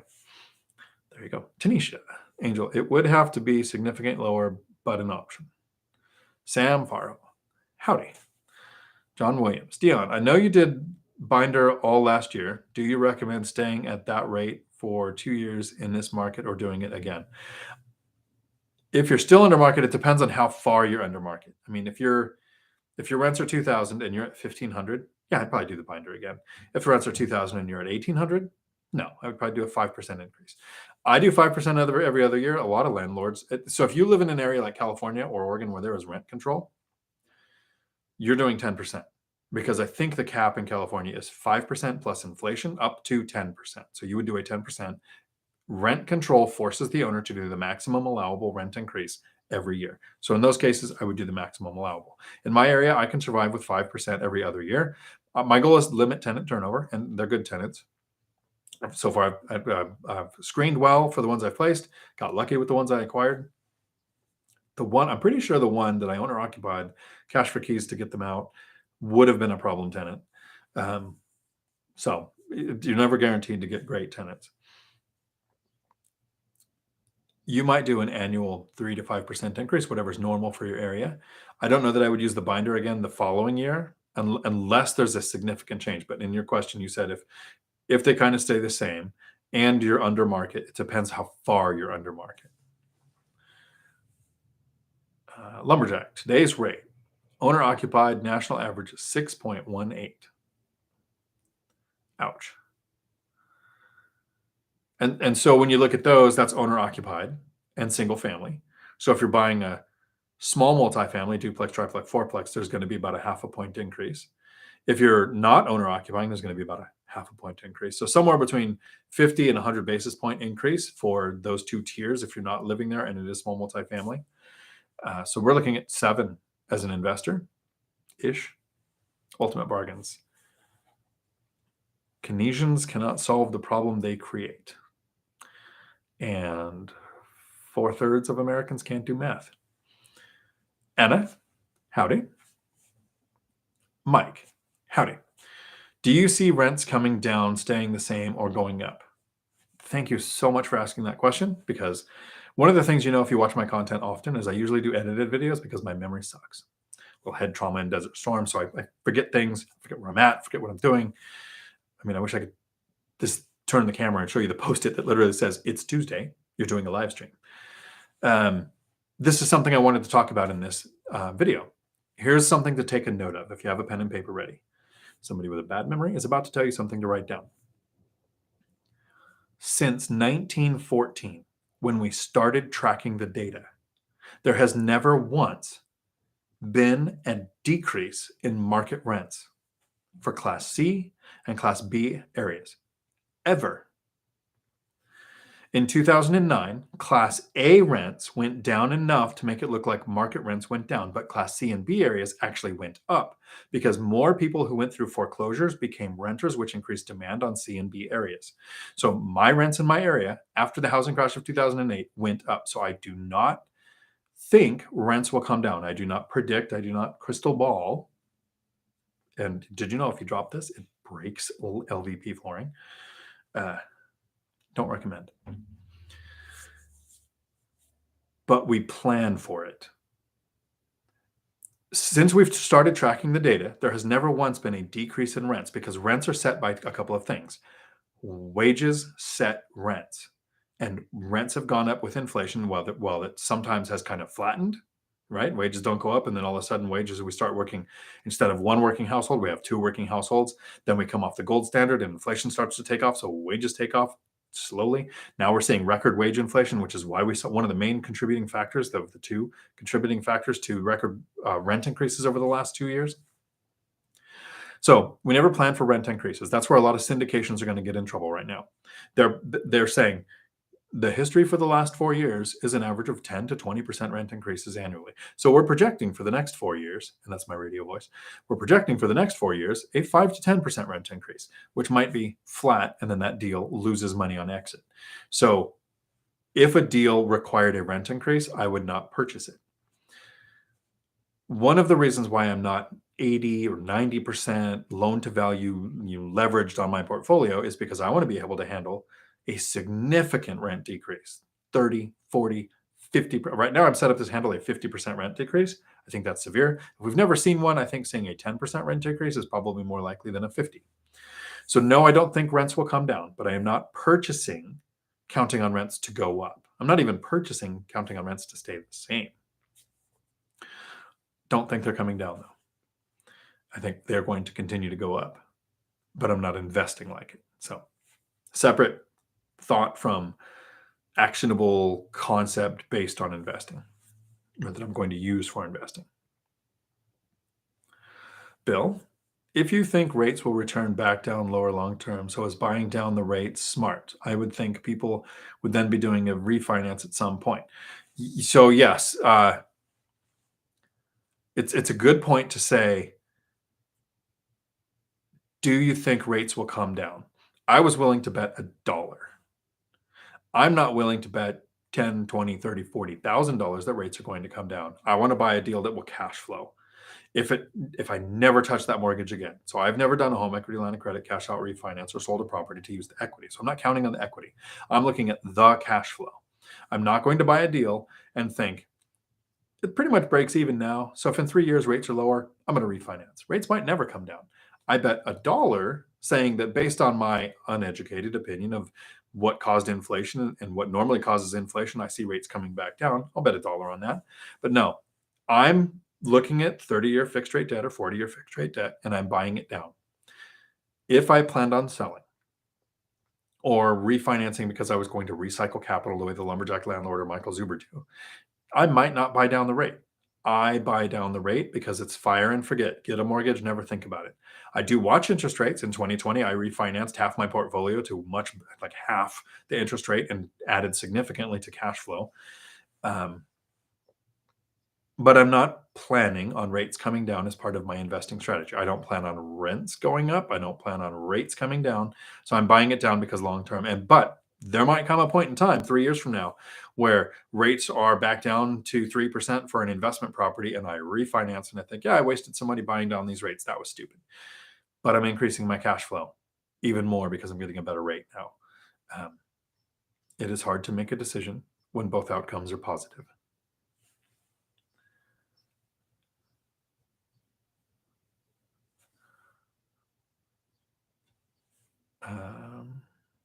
That's a good question.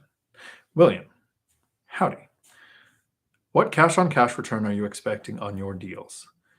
So what's most important there is knowing your area average, studying your market for several months to figure out. If I look at most deals, 90% are going to lose money. Like, that's why they're on the market. That's why nobody's buying them. But of the 10% that I buy that could make sense that I might pursue, what rate would I get? And in my area, it's generally been 7 or 8%. So I shoot for 10%. I think I shot for one thinking I was going to get like a 9.8 and got a 10.2. So 10 in my area, because that's a great deal.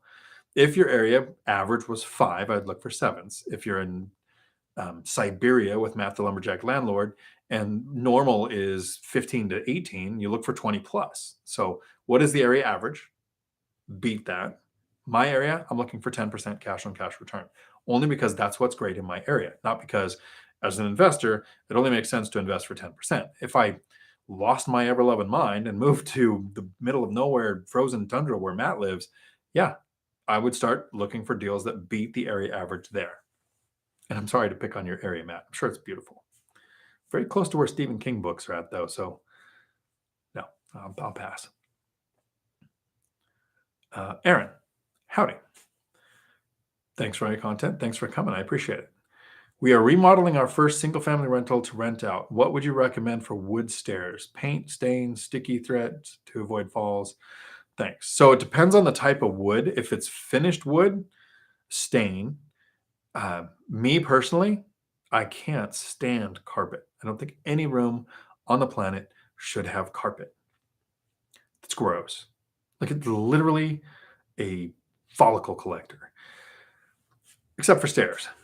In my rentals where I have stairs, my stairs are covered in carpet. Less chance of slip fall, less injury with carpet there. I allow pets. Pets tend to do better on stairs with carpet than they do on stairs that are stained or painted.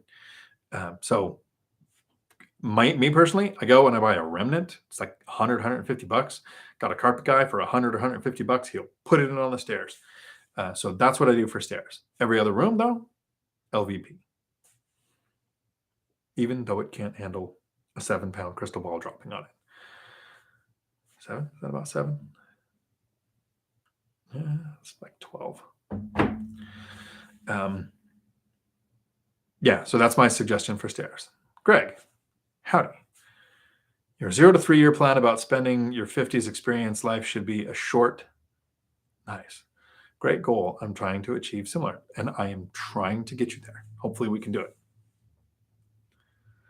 And I have to. Hour and a half in. Gotta thank the sponsor. And as usual, as the bottle gets more and more empty, I'd like to thank our sponsor, Alien Vodka, who doesn't sponsor the video, but they do make it possible.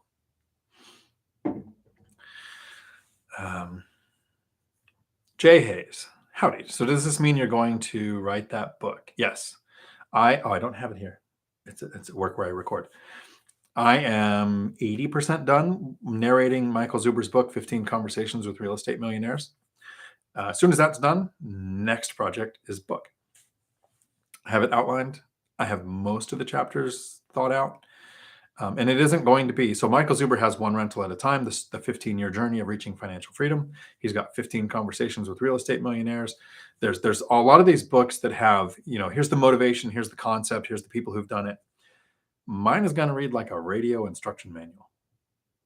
This chapter is how you screen a tenant. This chapter is how the binder strategy works.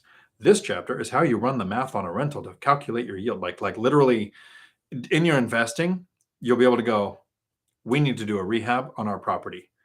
Go to the chapter where Matt talks about The lumberjack landlord told Dion, this is how you do your granite countertops. This is how you do your cabinets. This is how you do, this is what you look for. This is the product that you use. This is how you negotiate with your all of that's going to be broken down into chapters that you can think, this is the thing I'm doing. Today, I'm advertising my unit. How did Dion do that?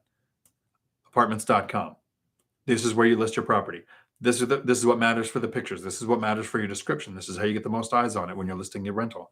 Here's how I self-manage. Here's why I self-manage. Here's how I would vet a property manager. Like literally break down all of the steps of this business into chapters. So probably not going to sell a lot because people like stories. This is going to be how you do, like the nuts and bolts of how you do this. So getting there.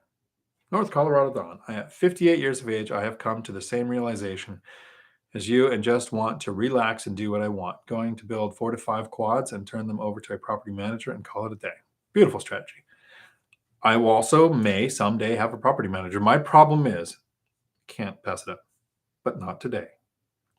My problem is it takes 2 hours a month or less to self-manage my 16 rental units. I believe it's going to take 2 hours or more every month to manage a property manager.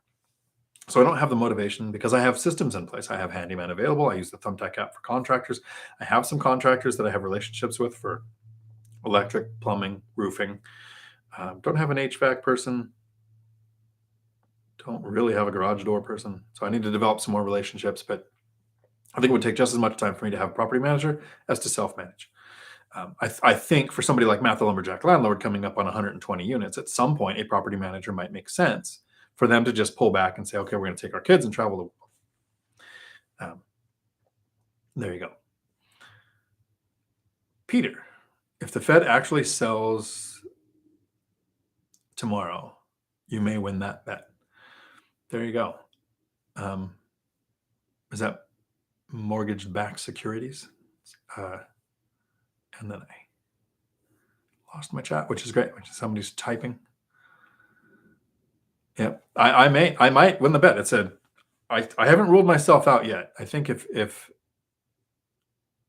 think we still have some data coming in that it's. I think I have a 20% chance where when I made the bet, I thought I had a 30% chance. And then 2 months ago, I would have thought I had a 10% chance. So it's kind of playing vertical pong with my options here. Pong is a game. It is a little ball and it bounces back and forth horizontally. Sorry, there is white in my beard. Mark, howdy. Would you consider buying a commercial multifamily property, maybe 12 to 24 units? Why or why not? Does your lazy man's approach fit commercial multifamily property? Thank you. Okay, a couple as quick as I can. Keep this as to the Cliff Notes version as possible. We are at 1 hour and 29 minutes into the video if somebody wants to come back and watch this later. Single family houses have the lowest turnover and best lending options. Owner occupied, easiest to house hack. Multifamily scales the best. It's easier to force equity by increasing your net operating income, by doing rent increases, decreasing expenses, and it scales faster. So there's a reason to invest in both.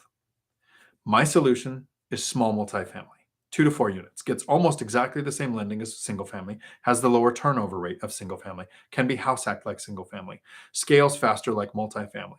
And in the first 5 years of investing, here's why I would not suggest getting a 12 to 24 unit, even for me.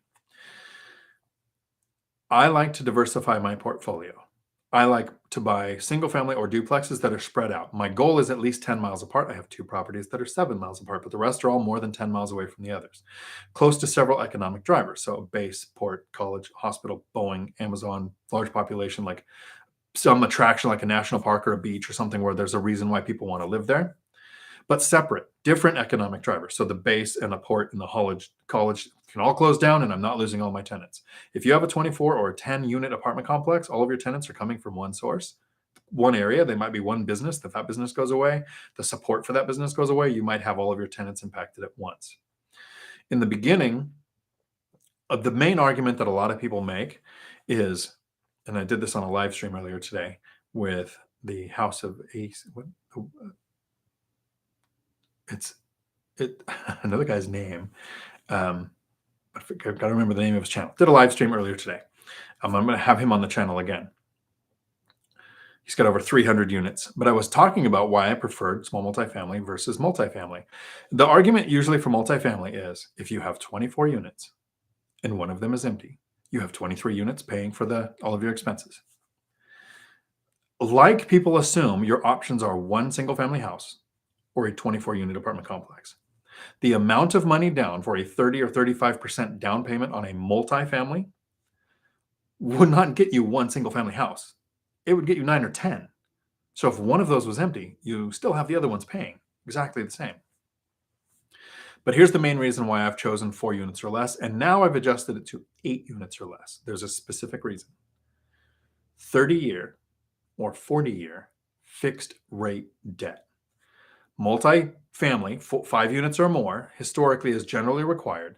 Commercial lending, DSCR, asset-based lending, where they have a loan reevaluation period where in 5, 7, or 10 years, they're going to look at your net operating income and they're going to make an assessment. They're either going to say, you're good, or you need to sell, or your value is too low, so you need to cut us a check for $300,000 to bring up that gap to where we can keep the loan on your property. So you might be able to be forced to sell or refinance in a time when interest rates might be higher, demand might be lower, you might have to take a loss. Like there's all of these reasons why adjustable rate mortgage, loan reevaluation period would make me never want to own a commercial property. Convoy Home Mortgage has a loan product for 30 or 40-year fixed rate debt on a DSCR loan, which means it's debt service coverage ratio, where your debt to income ratio, your income don't matter, your credit score still does, but they lend the money based on the property, fixed rate debt, up to 8 units. So for some reason, they've got an 8-unit coverage. So I will start my search now goes up to 8 units because if I can get fixed rate debt, yes, I would go for that. I wouldn't want an 8 unit as my first property. Too many tenants coming from the same area, but I now have 16 units. Almost all my properties are at least 10 miles apart. I'm pulling tenants from several different economic drivers. I have a diversified tenant base. I also diversify tenants by having 1/3 military, 1/3 Section 8, 1/3 working or retired. So a pandemic, prolonged government shutdown, or stock market crash doesn't also decimate my portfolio. So I'm diversified in location, diversified in tenant base. I could now handle an 8-unit apartment complex. And if all 8 units were empty because of whatever happened there, I would survive. So there is kind of a chronology on how you look at investing. I wouldn't want to start with the BRRRR method, but 5 to 10 years in, when you have the cash flowing assets that can handle the mistakes you're probably going to make, a BRRRR now makes sense. Having a lot of tenants in one rental in one area in the beginning, to me, wouldn't be something, it wouldn't give me that swan effect. I would not sleep well at night if I had all of that going on. But now, with 16 rental units, the cash flow to support 8 units, not paying for them, I'm totally okay with it, as long as it comes with fixed rate debt. And I have to calculate in an actual higher vacancy rate. One of the things that I like with single family is low turnover rate. Here's my statistics on turnover rate. If I take out my first tenant was a nightmare because I wasn't running it like a business. Since I educated myself and got my strategies in place that I talk about on this channel, in 11 years, I've had 2 tenant turnovers ever in small multifamily. Because these are places that have a garage, they have a yard, fenced off from the other neighbors. This is a home. An apartment is a unit, right? People look at it as the average person stays in an apartment for 2 years. The average person stays in a single family house 7 years. So I have tenants in my properties that have been in there 20 years before I purchased it, and they're still in there now. I'm about to experience 2 tenant turnovers.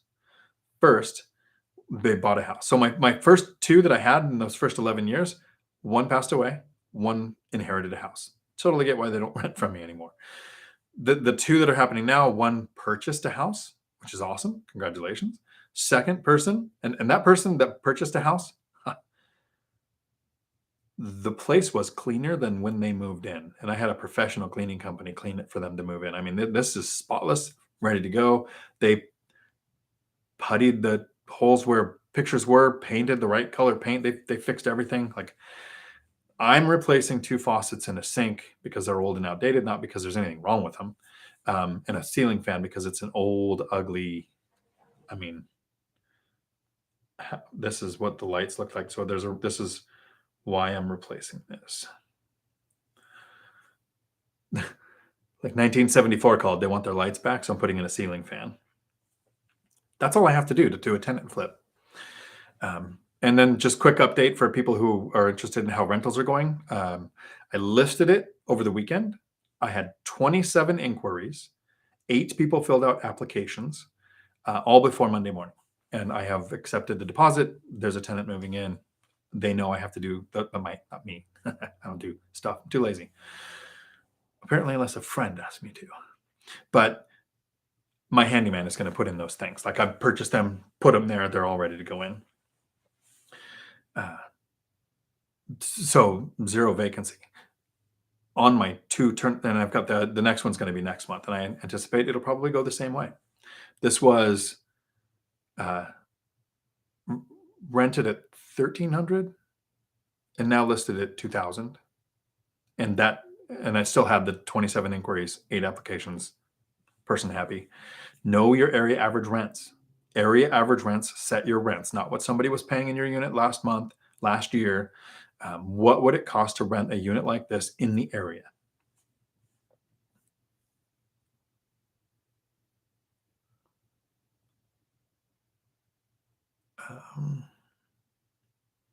So thank Mark. That was a good question. Rent independence.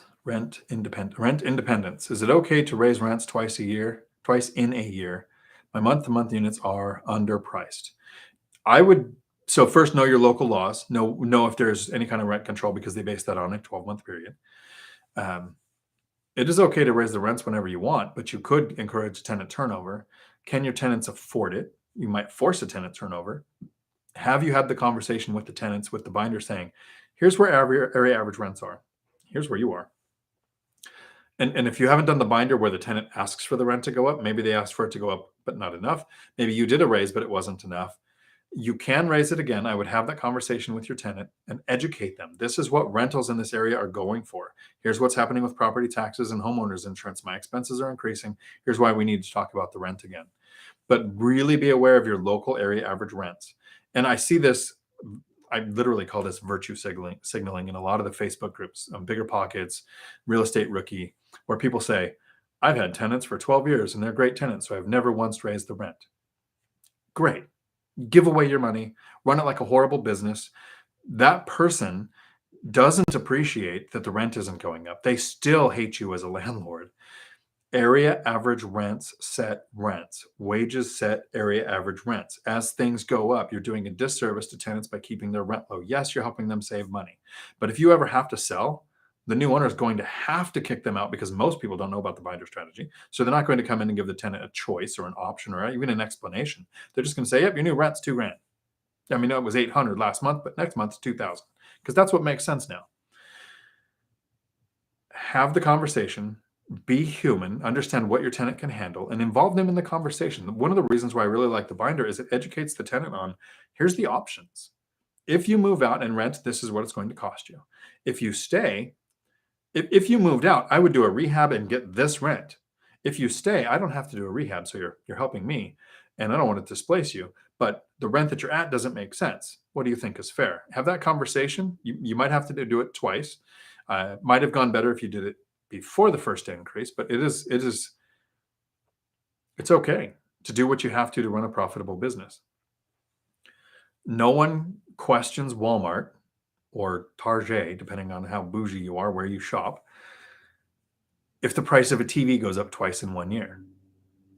The cost of maintaining the TV and shipping the TV and all of those things that it takes, your handyman costs are going to go up. Your contractor, labor, parts, all that's going to go up. Tenants pay for that. Tenants pay the property taxes. Tenants pay the HOA. Tenants pay all of that. Yeah.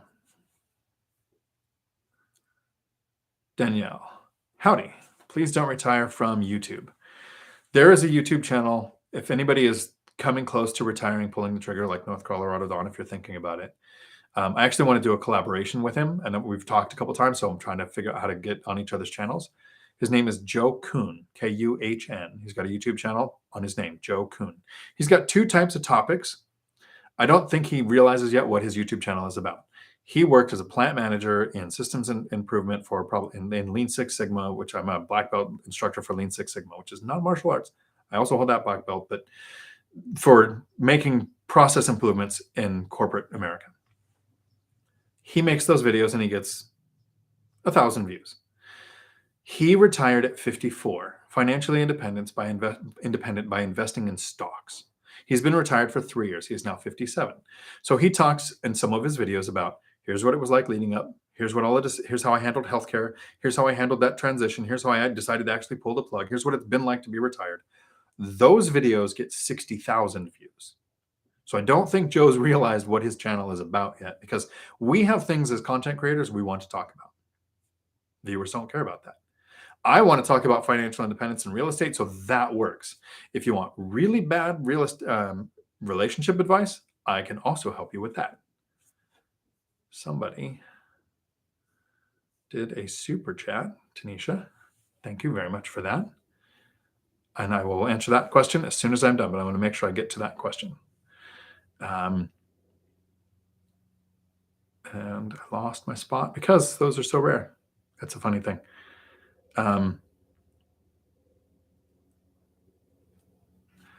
One of the things I really like about Joe Kuhn's channel, Danielle, is, and I take this to heart. This is actually why I started kind of binging his content. Don't retire from something, because the idea of retirement is the Mai Tai on the beach, feet up in the sand, right? How long can you do that? 6 months to probably 5 years, because I scuba, so I'd be close to the water. But if you retire to something, then your retirement has meaning.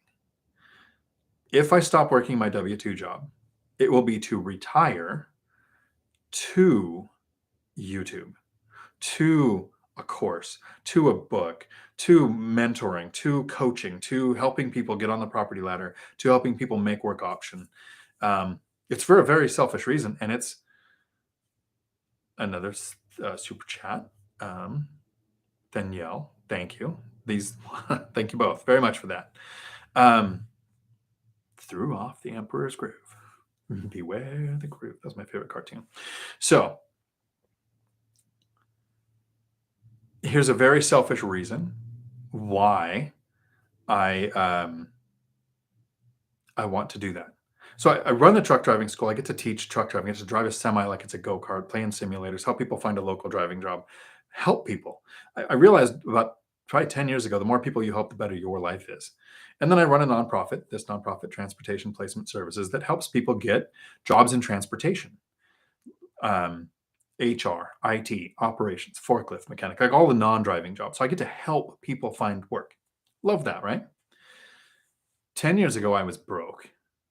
$17 an hour, $89,000 in bad debt, single parent with 3 kids. Life sucked. I reached financial freedom at about 8 years. Made work optional. My kids will inherit millions instead of inherit a parent they have to take care of in later years. So I'll have the money for my own health problems. They'll inherit a bunch of money. Imagine the emotional experience of going from a terrible position to financial freedom. Like the weight that comes off your shoulders that you don't even know is there. You're like, I don't ever have to work again. I don't ever have to buy a cheap car. I don't ever have to not take a vacation. I don't ever have to not help a friend who needs help ever again. But I can only do it once, right? I'm not stupid. I'm not going to give away my portfolio and do it all again so I can experience that again. But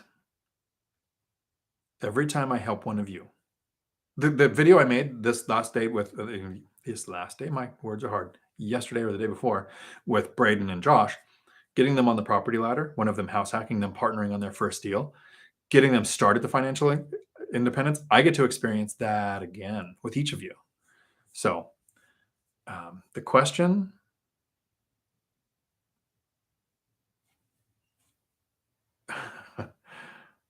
and I might have to read the name because you gave me $1. Rumple Foreskin. I'll have to look through and see if you have a question in here. But Tanisha, you gave me $5. Thank you for the super chat. Have you ever used an ARM loan? Thanks for the info. I wish I could say no, but the answer is yes. And just so everyone's aware, I don't want to be rude. I have to stop talking soon because I've got a live meetup to get to. I'm going to answer these questions, but don't ask any more questions because I don't want to leave any unanswered. And I have to get to the Tacoma 5 meetup, which is once a month. This is the Tuesday that I have to cut this off early. So I caused, me personally, the 2008 crash because I was one of those home buyers before 2008 that purchased a house with an adjustable rate mortgage. Over 50% of loans were adjustable rate mortgages. When my rate readjusted, I was this close to almost losing that house. My payment went from, it was about $1,000 a month to $1,600 a month, which is a big jump. At that point in time, I was a police officer. And so I was making enough money to handle it, barely refinanced to a fixed rate debt. So I have had one adjustable rate mortgage and will never do that again, ever. Doesn't matter the size of my portfolio. Doesn't matter if it's a small thing to take a gamble on. I don't want an adjustable rate mortgage because I want the freedom that comes from knowing this is my fixed cash flow that will increase as rents go up faster than insurance and property taxes will increase on that property. That's my goal. And so, no, I recommend no adjustable rate mortgage, especially right now. Right now, lenders are desperate because we're having a crash in transactions. So less transactions are happening. So they're not making as much money. They're going to start pitching. Adjustable rate mortgage is the way to know to get into property because you get this lower rate. You can get 4%, 4.5% right now. That's like 2/3 of what you're going to be paying if you don't do this. What if interest rates are 11% in 3 years and your arm hits? What if you're laid off in 3 years? What if, like, the list of what ifs is so long that with my fixed rate debt, I don't ever think about it. And investing for me is a swan. You want to put your money to work so you can sleep well at night. Don't have to worry about adjustable rate mortgages. Don't have to worry about loan reevaluation periods. Don't have to worry about rent decreases because we've planned for one, even though in my entire life, since we've started tracking the data in 1914, which is before I was born, we have never seen a rent decrease. I'm planning for one. And I lost my spot here. I was Danielle. Thank you for the super chat. Thank you very much. Please don't retire from YouTube. Yes, I definitely am not retiring from YouTube. You just gave me $10. Now I have to work for another year on YouTube, at least. That's $10 equals a year on YouTube. North Colorado Dawn, are your bosses going to ask you to take your computer on your trip? They're probably not going to ask. I am going to take it. As somebody who was running a company in a management role, I'm able to relax if I know there are no current fires that I have to put out, which I can put out if I have access to my emails and my instant messages. So yes, even on vacation, I will still check that because then I can relax. I can go, look, everything today is handled. Or these fires are in. Here's the management I need to make sure is handling each one because I know which one of their characteristics match each problem the best. Then I can relax. So they'll ask I don't even think I've told them. They don't watch my channel, but if somebody knows my bosses, let them know. I'm taking a cruise. Nice knowing you. It's only a week, so it's not like the 2 months I just did in Florida. Angel R, with a recession on the horizon, are you raising rents this year? If I purchase a property this year, which is my goal, I've saved up the down payment to purchase the next one, I will use the binder strategy. I just used the binder strategy at the end of 2021 and the beginning of 2022 on all existing tenants. And generally, unless there's a massive change to rents, I don't raise or lower the rents again. Have I ever lowered rents? I lowered one tenant's rent $3 or $8 to make it a round number because they pay in cash and it comes covered in glitter. Yeah, so it was just easier to do that. That's another overshare. So binder strategy on a property that I purchased, but I would probably now watch rents. And my plan is to do a 5% increase in 2 years because everyone just saw a 20 to 28% rent increase, which satisfies me. I can cover the increased expenses. I'm not going to be running a business where I don't have the money to fix or repair things when they come up or handle someone who can't pay rent. If you're running your business so lean and a couple people stop paying their rent and you lose 9 properties, that's on you. You should be running a business that's profitable enough to handle vacancies when they happen or problems when they come up. In 2 years, 5% increase, unless for some reason rents go up another 50%. Yeah, I might do the binder strategy again. Area average rent, set rents, not what somebody was paying last year. Even good tenants, if they're good tenants, they will understand the binder strategy. Here's what rents are. Here's where you are. What do you think is fair? Melinda, howdy. How long after you purchase a property as a primary for better rates can you move out and turn it into a rental? 1 year. So you can purchase a primary that is a house and rent out the rooms immediately. You live in one. You can buy a house that has an ADU, an accessory dwelling unit. So 2 houses, 1 property, works just like a duplex. Owner occupy, rent out the other immediately. You can buy, it could already be rented with tenants in it when you buy it.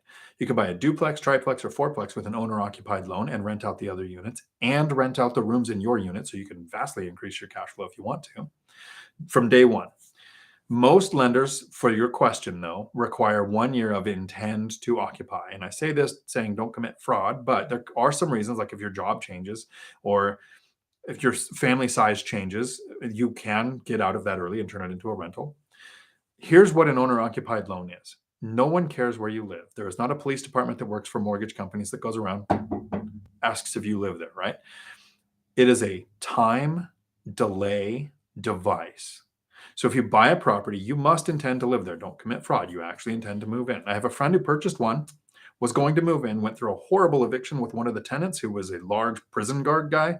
And my friend doesn't want to live there because that guy would then know where they live. And they just went through an eviction. So that is a justifiable reason to not own or occupy that property. Rental as soon as the eviction was over. You can have a justifiable reason to have someone live there. But my friend cannot get another owner occupied loan for a year. That's the time delay device. When you purchase one with an owner occupied loan, you do not, for most lenders, have the option to get another owner occupied loan for 12 months. That's the real delay. But don't commit fraud. Actually plan on moving there, plan on living there for a year. Watch your situation. If something changes, sure, if you can explain it. Only if the lender reaches out will you then have to explain it. But yeah, a year is generally, some lenders will say 10 months. But ask your lender, it'll be in the paperwork, the length of the intent to occupy. Kevin, howdy. I'm looking to upgrade a half bath to a full bath and create an additional bedroom in my rent by the room house hack. Contractors keep suggesting to avoid permits. Is this normal or okay to do? It really depends on your area. I invest in 2 areas in one city where if you have a 6-inch scratch on the wall that you want to repair the drywall with, you have to get a permit for it. I have another one that I don't know if that county has a permit department for outside of municipality areas. Like they just don't care. People do whatever they want. So know your local area. The risk with adding any kind of living space, the main risk is if it's non-conforming to what the county has and your tenant complains. Some areas will say, not only does that tenant not have to pay rent anymore, but you have to pay them everything you've ever collected from them. We got 5 minutes. I have to get to my thing.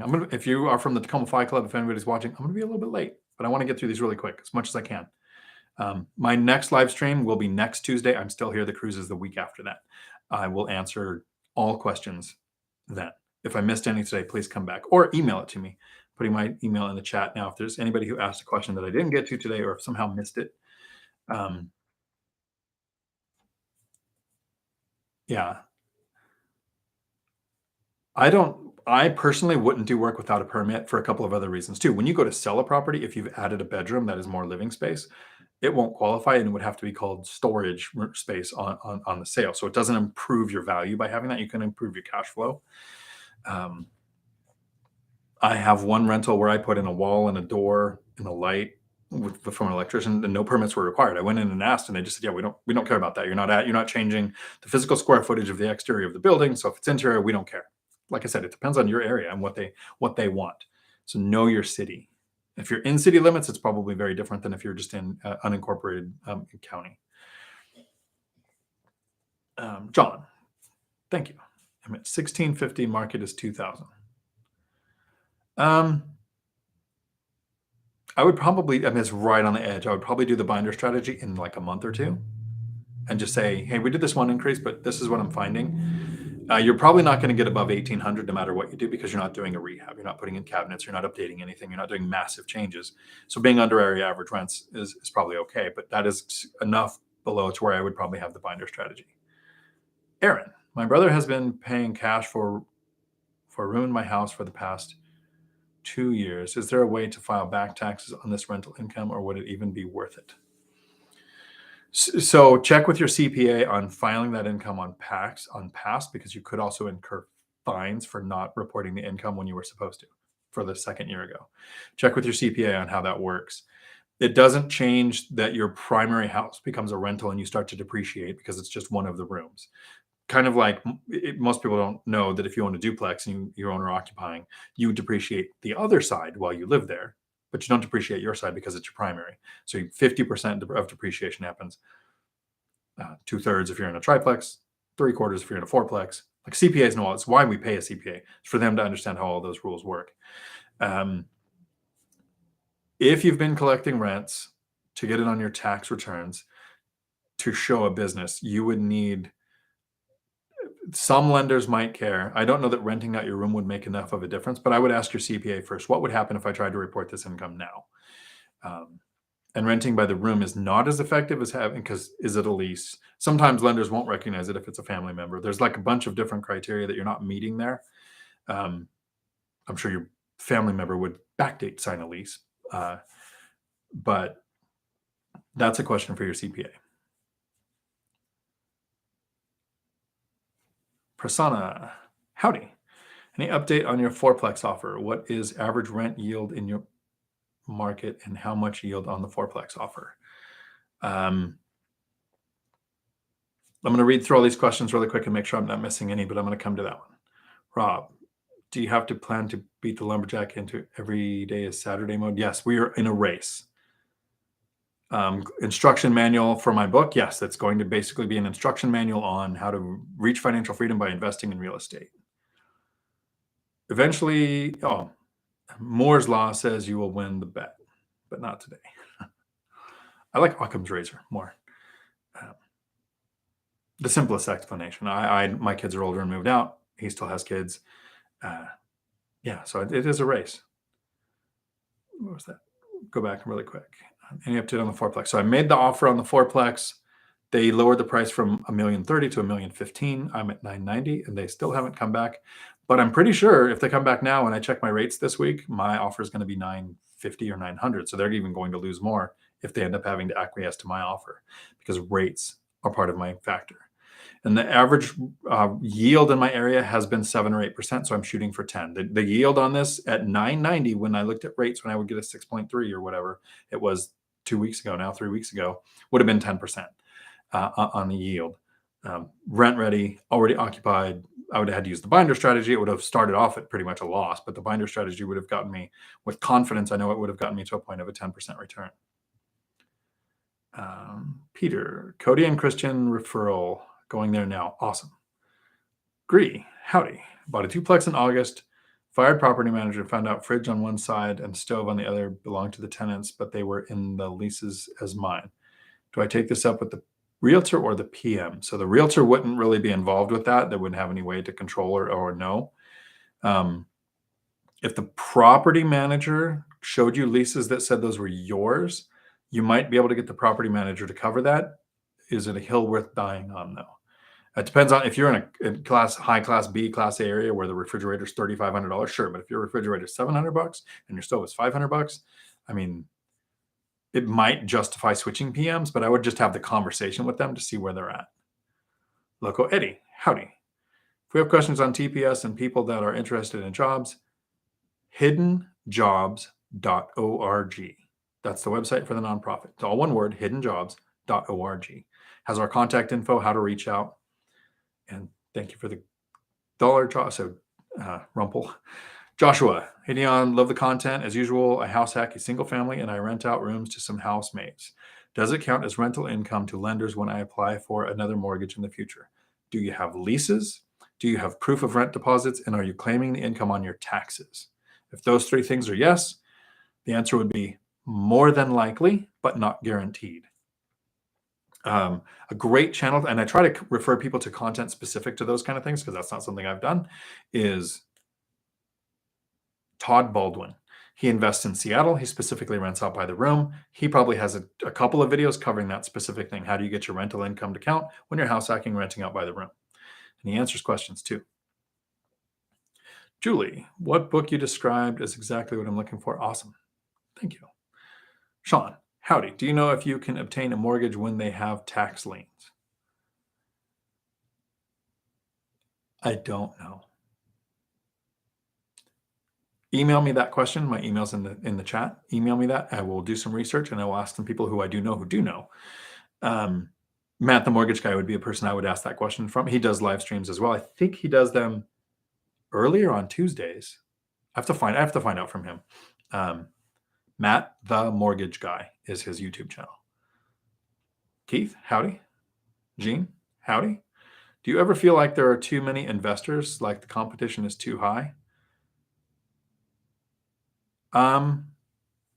No.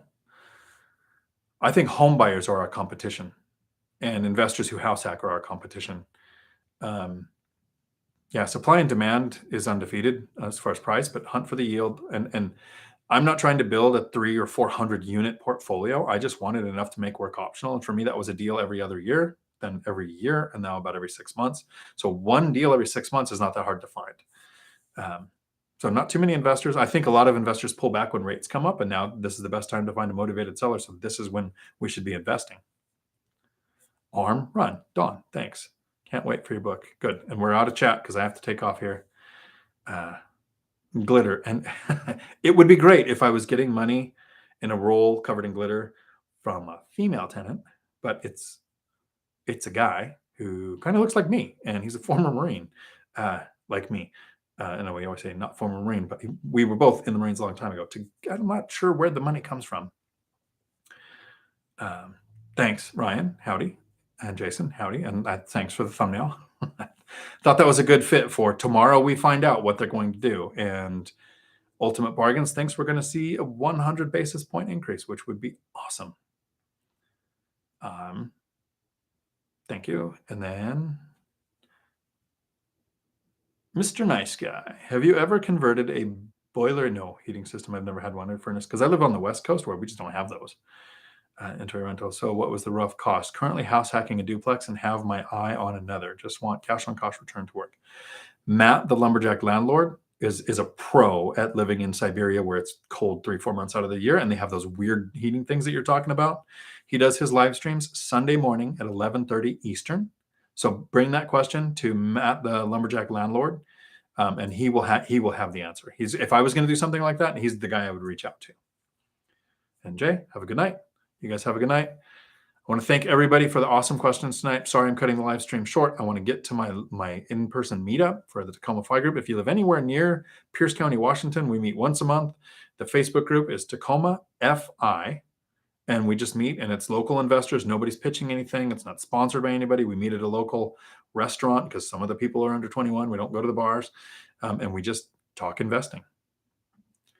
Until my next video, thanks for coming to my Dion Talk. And thank you for the super chats. I think this is one of the first times that I've gotten those. And it's interesting.